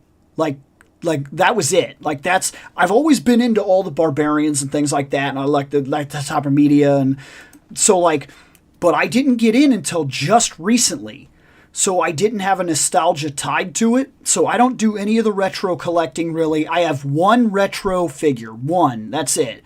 I have a complete Teela, and I got her because she was complete, and like she had everything. She even had her mini comic. And she surprisingly has like the best paint job that I've seen on one of these figures almost ever. And her bands and everything are still in very good condition. Like she moves well. She stands on her own. She doesn't give me any problems at all. Like she's just really, really solid. And I was like, hey, I'm not passing that up. And that's the only one of those that I have that's like retro. Everything else that I have is Origins or something of that nature. So when I look at Dragonor, they feel like those super old toys. And I don't have a lot of those old toys anymore. I have the Ninja Turtles, the original wave of Ninja Turtles, and then a couple G.I. Joes, like very, very few. I have none of my old superpowers. I don't have any of my original Star Wars retro stuff. I lost a lot of my toys. There's circumstances behind that. I had to walk away from a lot of stuff, and I lost a lot of stuff. Like multiple times, by the way. But because of that, I see those Dragonor things, and I'm like, those are awesome. Like, because they really do, like, take you back to that. But I haven't really invested in any of them for almost the same reason. Because it takes me back to that time. But I'm very much, like, collecting a lot of newer stuff, and I haven't decided to put the money in to the, I haven't decided to put money in to kind of go to that style, to kind of like re-induct into that style. I like a lot of the newer stuff. Like, I actually like Masterverse more than I like Origins, though I do buy a lot of Origins. So I'm not saying anything bad. I buy a lot of Origins. But it's definitely not the one that I start with. And the articulation for those toys, it brings me back to my childhood. And I did see a couple that I liked. But the price point kind of bleeds me out a little bit. It's definitely not selling to like me. But I do see stuff that I would like. But then I see the $40 price tag basically, and I kind of back off, and I'm like, well, I'm trying to get these, and these are like 25 a piece, and these are 40 a piece. You spend 20 here, you can't spend 20 here. And that's what's kind of kept me out of that line, even though I do like a lot of what I've seen. Articulation isn't up with Origins, but they are, yeah, and that's what I mean. Yeah, they're solid figures. But the only thing that really kicks me out is that price tag. Look at this thing. I can't believe you can still get your hands on the Thunder Tank. I actually thought that this thing was going to sell out and be impossible to find. I mean, you'd be paying $400. So I get why only so many of them. But I thought that they would be in very limited supply is what I'm saying. I thought there'd be such a limited supply that you wouldn't still be coming across them. That's what I thought. But you can still buy this right here. It's on clearance. Maybe you could argue it's because it was overpriced. Maybe you could argue that Thundercats is a niche collector's area. You could make a bunch of arguments, I'm sure, but it does actually surprise me that these didn't like sell out and become impossible to find. I could get one right now lower than actual retail. It surprises me. It really does. I don't want one, but I've never watched the Thundercats. My only introduction with any Thundercats material at all was I read the Thundercats Motu crossover comic book, and I really enjoyed it. I liked the Motu side of it, and I liked the Thundercats side of it, and it made me feel like Thundercats is probably something that I would like. So I'm very interested in like buying the series. If I could find the series, and I know there's like a collector's box. It's like silver and it's got the logo on the front. And I think it has like all the episodes of the original series. And I think it was sold by Walmart. And I think it's fairly accessible. It's like $30, $40. You can get it easily. You can get it on like Amazon and whatnot. I'm considering buying that to like give it a go, to like try it out. Because I very much enjoyed the original He-Man series, which I was wondering if I was going to dislike it because it's old. And sometimes it's old and it's jokey, and I thought maybe that would bother me. But I'm past that phase of my life. I remember being in that phase of my life where I was like, well, Batman 66 is stupid because stupid Batman is stupid and Batman is serious and we're going to take everything seriously because I'm edgy and I'm an adult and I'm cool. And then like I grew up and I realized that Batman 66, you're not supposed to take it seriously. You're supposed to go with the fun that it presents, have fun, laugh, see the action scenes, enjoy the audacity of it, and really just let the cheese take you. So when I went into He-Man, I was able to see that every episode was a morality adventure. There was like a real lesson at play, small morality stories, wrapped in barbarian techno-fantasy, with an edge of comedy that permeated the series. And I enjoyed all of it. Like, literally all of it. I liked all of it. And that's a feat. Series like that run on and on and on, that are really big, long series that you watch, and they got like 60, 70 episodes, and they're built for TV, and they're very formulaic. Those can be tough. Those can make you, like, you go back to watch it, and you're like, oh man, these episodes are really starting to drain on me. I watched all of it, and I loved it. Like, I loved every episode. I don't think I saw one thing that I considered a, like, serious dud. All of it had its own charm, and I enjoyed it for what it was. And that made me feel like I would probably like Thundercats if I'm just in the right state of mind when I go to watch it. But I haven't done it yet. And yes, that is a small company, which is the reason its prices have trouble competing with lines like Hasbro, Mattel. That's not fair. They have billions of dollars at their disposal and then keep their price and overhead down. We can't really do that if you know, we had like a startup toy company. Our stuff's going to cost a little more, but it also has that nice nuance of being something that isn't out there. You want to buy Marvel? You want to buy He-Man? Or do you want something new? Something new that isn't there yet. Like the Animal Warriors and stuff like that. That's new. That's cool. That's something that isn't there yet. It's something that you can get into at the ground level and enjoy a new mythology and toy collecting that kind of takes you back to those days of being a kid when you were young and you would walk into a store and you didn't know everything. You knew what was on TV and only minor parts of what was on TV. And then you saw figures and toys and cool stuff, and you said, oh, what's that? It's a dragon man. It's a cat dude. It's little wizard guy. It's a barbarian dude or whatever. And why did you buy it? Because they were cool. And then you kind of built the mythology around it. Your imagination took over. And that's what's cool about all these little companies that are popping up with new ideas, is it kind of feels like that again, where you can go online and you can check through their stuff and you can see things the same way you did when you were a kid. They're not stories built around them yet. Not the same way that they are nowadays when you buy something in Masterverse and He-Man and G.I. Joe. There's like lineages. You don't get to pick. You don't get to just imagine and be like, oh man, that's a cool looking thing, and you just buy it that way. There's entire backstories to it. And not that these new things don't have backstories, but we don't know them yet. And so it really takes you back to that moment in your childhood when you were just exploring something that was cool. And that, I think that says something about how these toys are existing, like this Dragonor stuff. That's where it really finds its home, I think. And that's what makes it separate and cool from all the other stuff that's out there. I still marvel at the world design of old Filmation He-Man. That background animation built such a great trippy world. No, absolutely. Animal Warriors is a great line. The toy quality, what new standards for figures. No, absolutely. And the comic is really, really good. Now, I haven't read the comic or anything like that. I've just seen the figures.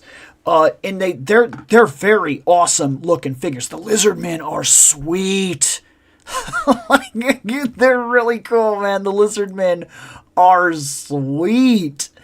I've been very impressed, actually. Like right here, here's like, see, there's a Thundercat. But like I said, until I watch it, I'm not interested. See, this is what I mean by human faces. What is this? This is... I would not have licensed it. I would not have licensed it. If they brought that face sculpt to me, that one's not bad. This one's not bad. These almost... I don't know why, but these bother me. I have 2 Bruce Lee figures already. I've never really shown them off on a video or anything like that, but like it makes what I'm looking at here look like an absolute joke. Like this bothers me because the ones that I've got are so much better than this. And like I was seeing people that were like, oh man, Bruce Lee Super 7. And I was like, no, thank you. No way. In fact, absolutely no way. Like, it really bothers me how bad I think it is. Maybe I have a super high standard for Bruce Lee. I don't know. Maybe it's me. Maybe for you. And like I said, it could very well be me, but it really does. It really bugs me. I don't like those. Maybe it's because they look extra plastic to me. I don't know, but they bother me. And I think it could be a Bruce Lee standard. It could be that I have a very, very specific high standard for the material that I see that Bruce Lee is in or adopted into. And so that it could be that. I'm not going to put it past the idea that it's something like that I'm a lot less forgiving. And if you saw the Bruce Lee figures that I have, which I would have to go downstairs on my movie rack, I'm not going to do that right now. But if I remember right, I'll backtrack and kind of talk about them and compare them. Maybe I'll do a video that talks about why I don't think that the Super 7 Bruce Lee figures, it just doesn't speak to me like the other ones that I have. That's kind of neat. I think Super 7, this is one of those things that always bothers me, is this is overpriced. See, Super 7 is one of those things that they'll release like the Ninja Turtle. And they'll be like, the Ninja Turtle is $60. It's $55. After you get from like Big Bad, that's an extra $5. That's $60. And then they'll then they'll do this little Walker guy and they'll be like, he's the exact same price as the Turtles. And I'm like, what? What? No. And they did that with Thundercats as well. They released the little kid, and the little kid was only like a third of what the other Thundercat figures were or whatever. And they were like, yep, he's also $60. And I was like, no, he is not. I was like, he better not be. He shouldn't be. It really bothered me. The Ultimates line always seems solid to me. Like, this would be a cool entry point. Like, just enough to really get your toes in there.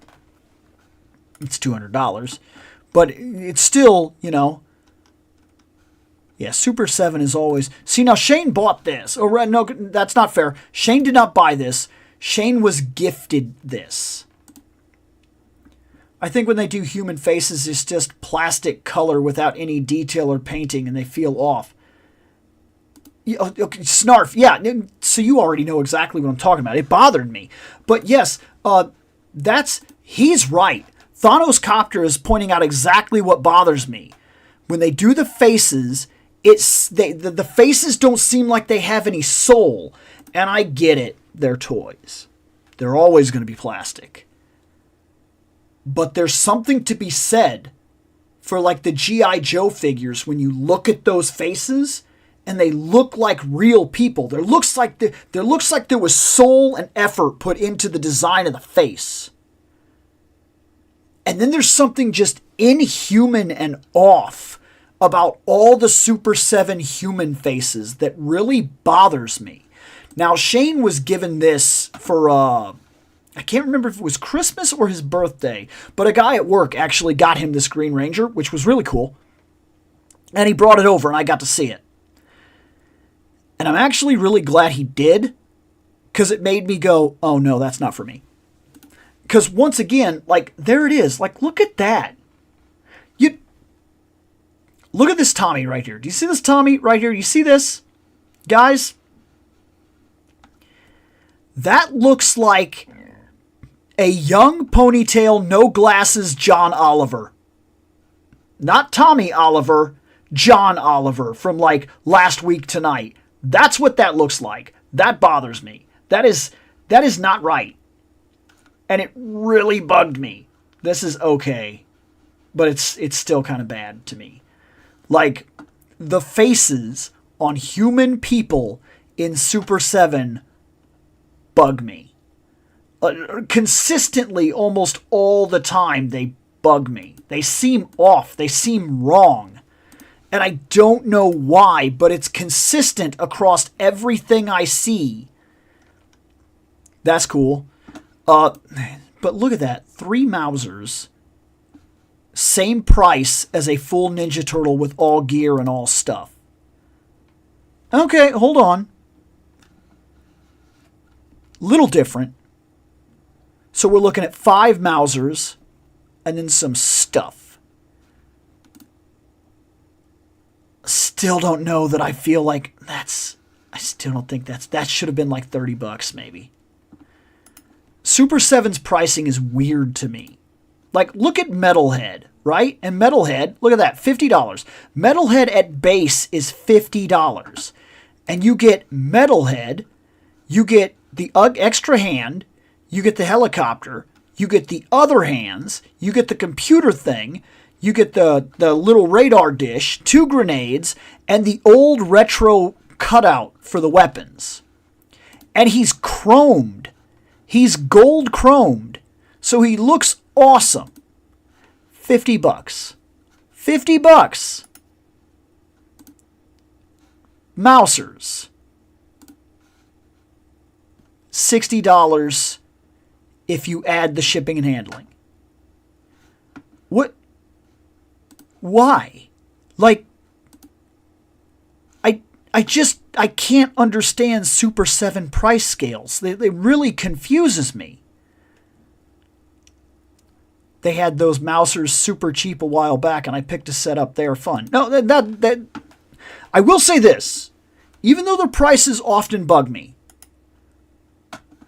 I don't think I've seen too much that's been like bad quality from them. Even if their faces and stuff like that, like I was saying, they often bother me. It's a pretty safe bet that if you're going to buy a Super 7 figure, it will be solid. In my experience, from the little figure from the figures that I have had. Here's Splinter. Splinter is currently on sale. He's at $40. Not bad. Not bad. And see, this is what I mean again. $50. $50 for Splinter. Throwing stars, arrows, cup, Cheeto. That's his walking Cheeto. Bow and arrow, different bow and arrow. Cheeto blade. All these different hands. Baby turtle. And the original cutout. His gi, which is actually like a full bendable plastic that goes on that then clips with the belt and everything like that. Very nicely sculpted. A decently large size. Takes up the entirety of the box. $50. Mousers. $60.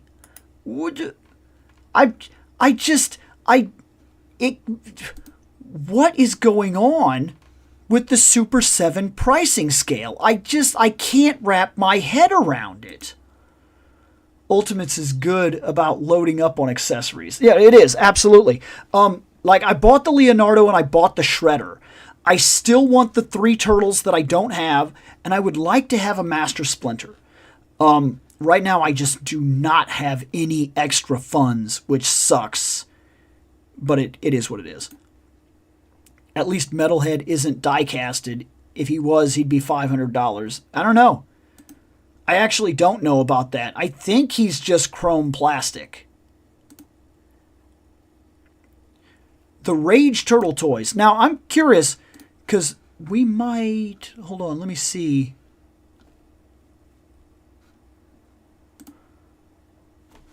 Teenage Mutant Ninja Turtles. Are you talking about... Is it these? Is this what you're talking about? Are these the Rage? Maybe it's not. Would they be on here, or do I need to look them up on something else?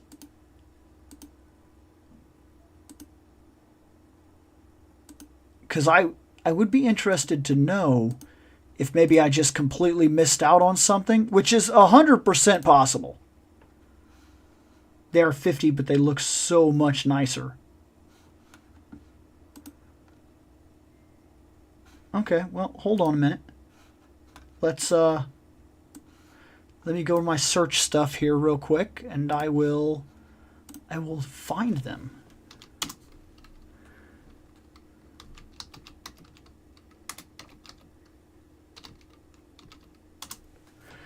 Okay, Toop. Do you know what company they're from? Because I looked up Rage Leonardo and I did not find anything just now. 5K Rage Toys? Okay, yeah, hold on. No, fine. Yeah, that's what we'll do then.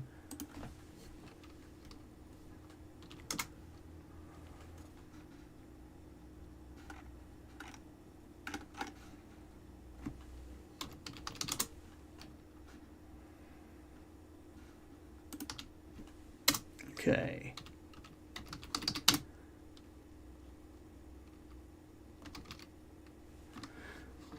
Dupe.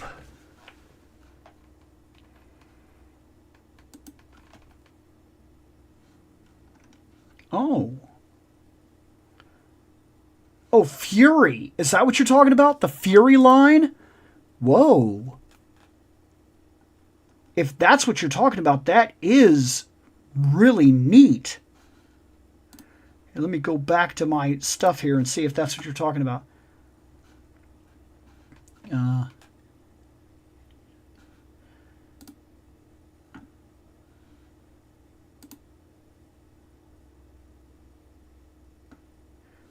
Because I did find something, but it's called Fury.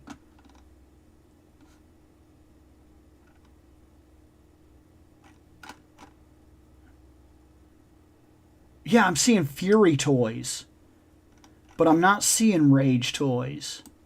Let me try. It must be the same thing. I think, because I'm seeing right here somebody has it like in quotes or whatever, and they're saying that it's Rage toys, and then some of the other stuff is specifically saying Fury toys. So yeah, I think I found them. It's these, right? This is what I think it is. Yeah. As far as I could tell, like you just said, Fury Rage, the company name, changes third party. Yeah, okay, yep. So I'm looking at the same thing. I did not know these were a thing. No, I did not know that. They are pretty cool looking. So when it comes to turtles, I'm very particular about what I buy turtle-wise. And I always see turtles that I want, which bugs the crap out of me. But for right now, I have an absolute hard sell stop on most Ninja Turtle stuff. I'm very much staying away from it as much as I can. And the reason is actually because at this point, I have pretty much made the decision that until I complete the line that I want, I'm not going to touch turtle toys.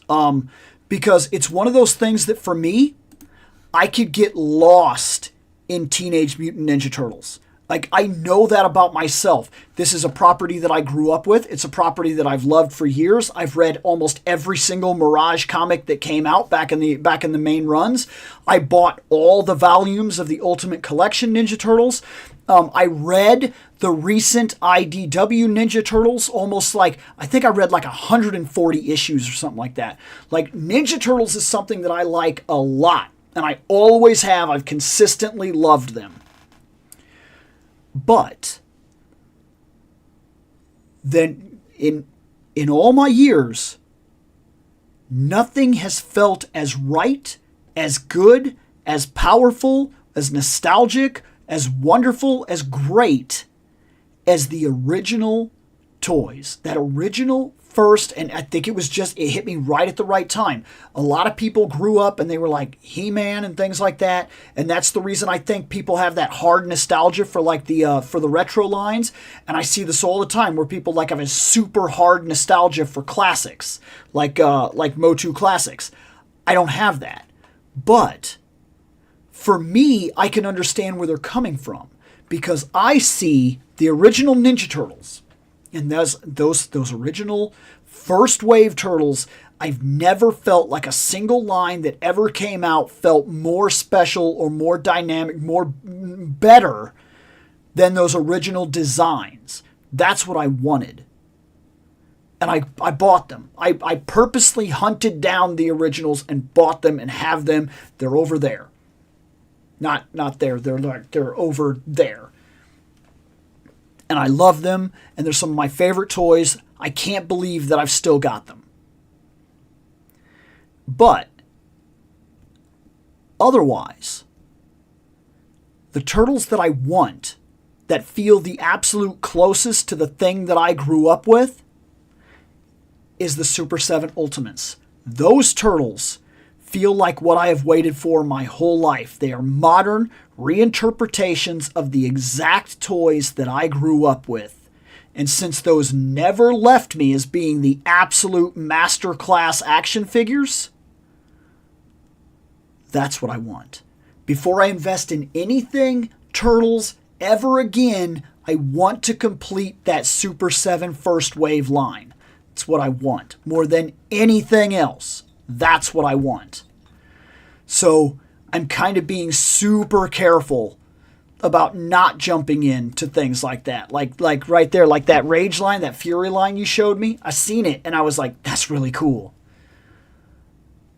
But I'm not going to get myself in trouble. I got a lot of willpower on this one. Until I do it, this is kind of like my classics. Like where people are really hung up and they're like, classics is the best, which I would argue is not. But I see the nostalgia ties and I understand why people feel the way they do, because I kind of have this with Ninja Turtles right now. But I would argue, because I've had people that have been like, oh, listen, if you actually held a classics in your hand, you'd understand. There's the same kind of sculpting work that was being done on classics was also being done on DC classics. And I don't like any of those. Like, I feel like toys were in this weird mid-grade where like they were just moving into modern sculpting, but they hadn't quite got it down yet. And the Four Horsemen did everything they could at the time that they did it. But you'll notice they don't make their figures like that anymore. When the Four Horsemen make figures nowadays, they're a very different monster than what came out of the designs of classics. And that's not just because they were Motu inspired. That's because the engineering of figures has gotten way better over time. And we can do much more, and there's a lot more freedom in the design and aspects and engineering and abilities of making said figures. And almost everything that came out of DC Classics and Motu Classics, they, like the sculpts, the designs, the movement factor of it, I just don't like it. It was an era of toys that I always felt was like the middle of the road. Like we were moving towards something big and we weren't there yet and we weren't ready for it, but we were going there anyway. Kind of like really early 3D games. They're cool. But boy, sometimes if you go back and play them, they're not exactly what you remember them to be. And that's the feeling I get when I put those in my hands. Like they feel like an outdated era of toys that we have moved beyond, that are like the middle stepchild. Like, and that's probably a terrible analogy, but like I see retro toys and I go, oh, cool. And I see really modern things and I go, oh, cool. And then I look somewhere in the middle era where we were kind of moving into new toys. And they were kind of like on the cutting edge. But we weren't really sophisticated enough to do exactly what we wanted to do, but we were doing it anyway. Because you have to get there. And that's what it feels like. It feels like I want this and I want this. But this is like a middle ground that a lot of people have put into like high tier platform status. This is the best. Pay me $385 for a He-Man. And I'm like, no, eat my ass. No way. Absolutely not. He's not worth that. I don't care what nostalgia is tied to him. No. Over 90% of the classics line is overpriced. Overpriced. I stick to that. I always have. I always will. I don't care what the collector's market says. Those figures are not worth what people demand for them. No way. I passed on Mezco ones because the price of the Rage ones are going to be my set. Absolutely. Like then, so you're kind of where I am. You want to get this one thing and you don't want to be distracted with the other things till you get there. Classics has some great figs. I do think some of the Masterverse are better. I feel that about a lot of the Masterverse, honestly. And I think it depends on what you're doing here. It is not fair to compare Revelation He-Man with Classic He-Man. Classics He-Man. Why? Because they are not the same thing, and they were never meant to be the same thing. If I buy Goblin Queen from X-Men 97, I expect her to be a representation of the cartoon that I am buying. I would not buy this and go, she doesn't look like the comic book one. She's completely wrong. She's not the comic book one. She's never meant to be the comic book one. Just like Revelations He-Man from Masterverse is meant to be Revelation He-Man. That's what he is. 40th Anniversary He-Man is He-Man. And I stick to that. It's like people that tell me all the time, they're like, yeah, I bought Trapjaw, Revelation Trapjaw, but I bought him as a placeholder because I really didn't like him. And I really like the new Eternia one because that's more like the one that I grew up with. So I really hate that one. He was never meant to be the one you grew up with. He was meant to be Revelation Trapjaw because that's what he friggin' is. It'd be like if you bought a Filmation character. He's not going to look like the toy that you grew up with. Filmation He-Man does not look like classic retro original He-Man. They're not the same guy. They're never meant to be the same guy. It drives me, it's like a weird pet peeve of mine that people in toys do this, and I don't understand why they do it. They'll compare something to something else that's not the same something and then kind of justify their viewpoint on that. But their viewpoint was skewed from the beginning because what they were comparing was never meant to be what they were trying to compare it to. Now, secondary argument. If you take the Motu Classics Shadow Weaver and you compare that to the Masterverse Shadow Weaver, they're the same thing. They were meant to be the same thing. That's Classics version, Masterverse version, both of them working off the same conceptual design, both of them trying to make the same figure. Which one did it better? That is a comparison of lines. You cannot compare Revelation Beastman to Classics Beastman. They were never, ever, ever, ever, ever meant to be the same character, same design, or even same concept. They don't compare because they're not meant to compare. That's just the way that I look at it. And quite frankly, everybody making toys in the industry, I'm positive, that was told, sculpt a Revelation Beastman, did not immediately look at the original Beastman action figure and go, well, this is what he looks like originally. Let's make that. No, they looked at the series of the thing they were told to make, and they made it. And guess what? He looks like he came right off the series. That's the comparison. That's what he is. I still don't think any line of Motu has been perfect yet. And that's fair. And maybe it's a good thing, because it always keeps us interested in what's coming next, because they haven't been perfect yet. Origins hits my nostalgia so hard. Now, I like a lot of Origins. I like that it's built to look and even function like old toys, but modern. That's really hard to do. We've watched many toy lines that try to bring back like retro, and it doesn't quite feel right. It doesn't quite scale right. You could tell it's really its own thing, and it's not quite, you know what I mean? But like, you could take an Origins He-Man figure. Maybe not version 1. That's an argument worth having, because Origins Wave 1 He-Man they did kind of try to do something very different, and a lot of people were like, I don't like this. And then they did the Wave 2 He-Man, and they changed the head sculpt to be more like the original thing. And that's a different argument altogether. But you could take that He-Man, Variant 2, and you could put him on your classic Battle Cat, and he works. You could take the Origins Fisto, and you can put him on Stridor, and he works. Like, they look like they belong. That's hard to do.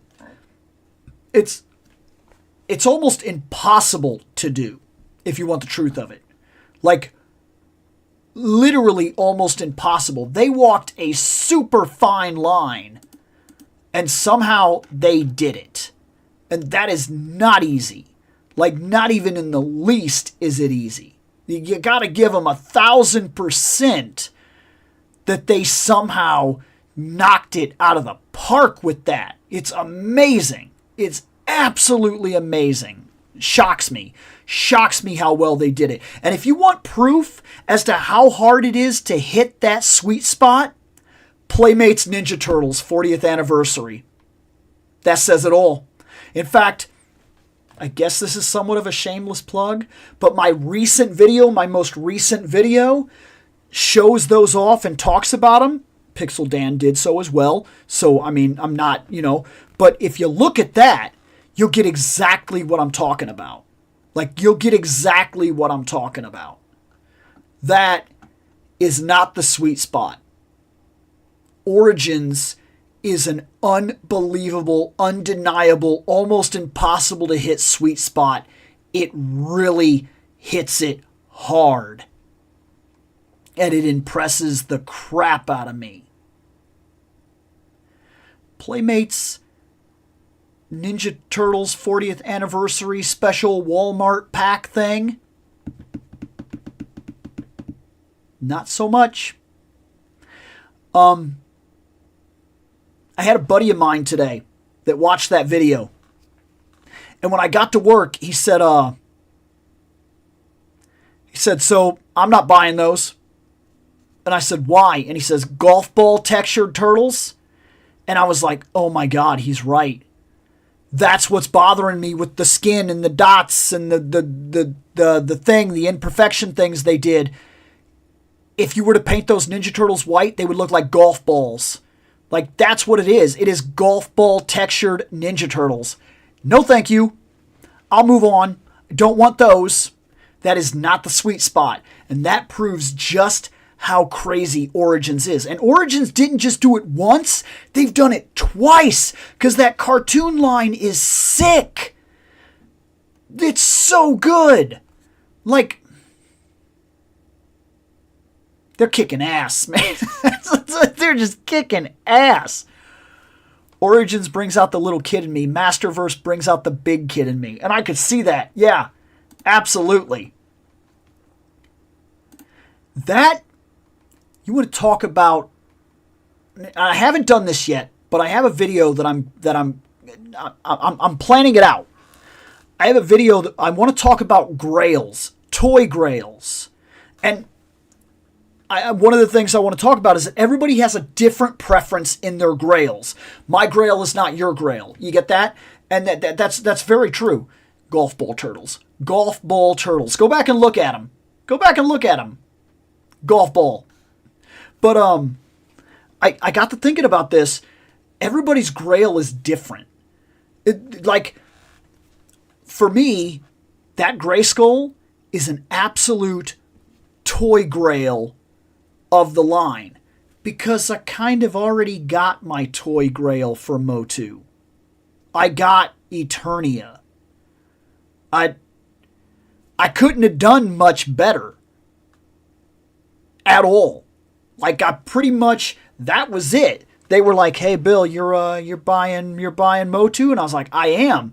And they were like, "What do you think is probably the grail of that toy line?" And I was like, "It's probably Eternia." And they were like, "Here, buy it." And I was like, Are you kidding me right now? You just gonna sell a new Eternia? You just gonna make Eternia? And they were like, "Of course we are.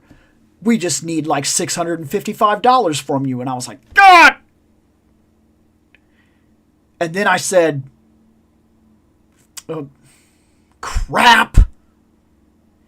Here, take the money. And I bought it.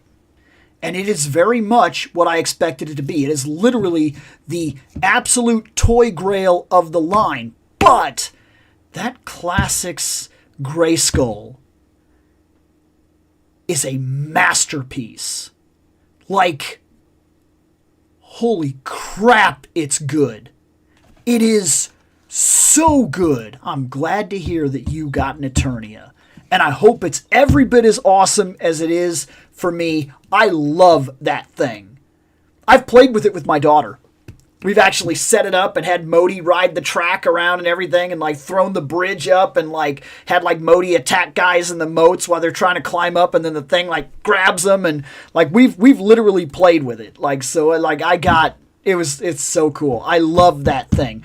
I love the fact that it's so good, so imaginative, so awesome that even my 12-year-old kid that has really only like she's watched the series with me, was like, Dad, this thing is awesome. We got to play with it. And I was like, holy crap. And we did. And that's unbelievable. It's unbelievable that thing is that cool, that it even got my kids' attention. Like, we have to play with this thing. It's unreal. But that Grayskull, man, that Grayskull is an absolute masterpiece. Like, you want to talk about feeling jealous.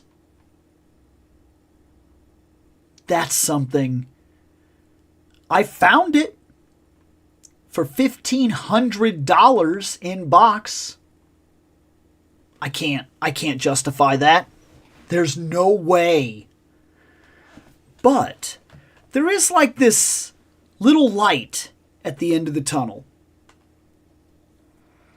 Because they made a Thundercats Cats Lair.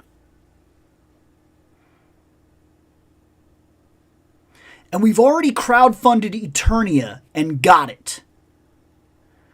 Now we're going to crowdfund the Snake Lair. And I imagine we'll get it. I can't see it not funding. I really can't. Unless it's absolute trash, which would surprise me, but it's a new playset for Masters of the Universe, which is something that has not happened in literal decades. There have been remakes, but not brand new, fully thought out, fully realized playsets. This is somewhat groundbreaking to not only say, here's Origins. You like Origins? Here's some of the vehicles you remember. Here's some of the figures you remember. Here's some of the stuff you remember. Here's something you've never existed ever, fully realized in a new line of toys, which fits perfectly with all the stuff you already have. That's unreal. Like I said, sweet spot. Unbelievable sweet spot. It's unbelievable. So good. And then I can't help but wonder. Masterverse keeps moving forward. No matter how many times people keep saying, well, Masterverse doesn't sell and Masterverse probably doesn't make a whole lot of money and it's dying and blah, blah, blah. It's not even close to dying, guys. It is producing figure after figure after figure after figure. Some of them that we've never had a shot at before. Movie Beastman? Has that ever been done? I'm new enough to not know, but I feel like it's never been done.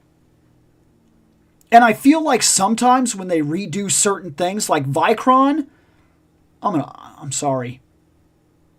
Vicron is better in Masterverse. Much much better in Masterverse than he was in Classics. By leaps and bounds, he is better. And I see it over and over again that I keep seeing things that I really, really, really like. One thing that I like that I think is underappreciated is this.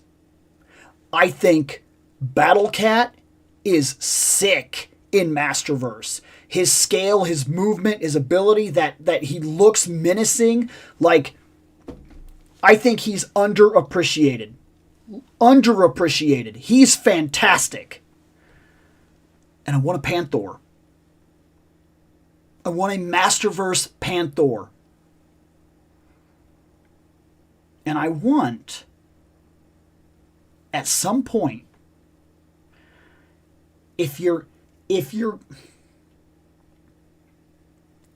going to make a Masters of the Universe line, there has to be a Grayskull. It is inarguable. Every single toy line that has existed for Masters of the Universe has had a Grayskull. It is the absolute centerpiece, reason for being. It is the play value, the top notch, the reason for existing in general toy. It is the centerpiece of the line for every single Masterverse line ever made. Every single Motu line ever made has a Grayskull. 2000X, Grayskull. Even that CGI Kids Show wave that was going out, that they even canceled that toy line, it got a Grayskull. Classics got a Grayskull. Minis got a Grayskull. Funko Pops got a Grayskull. If it is a Motu line, it gets a Grayskull. Masterverse,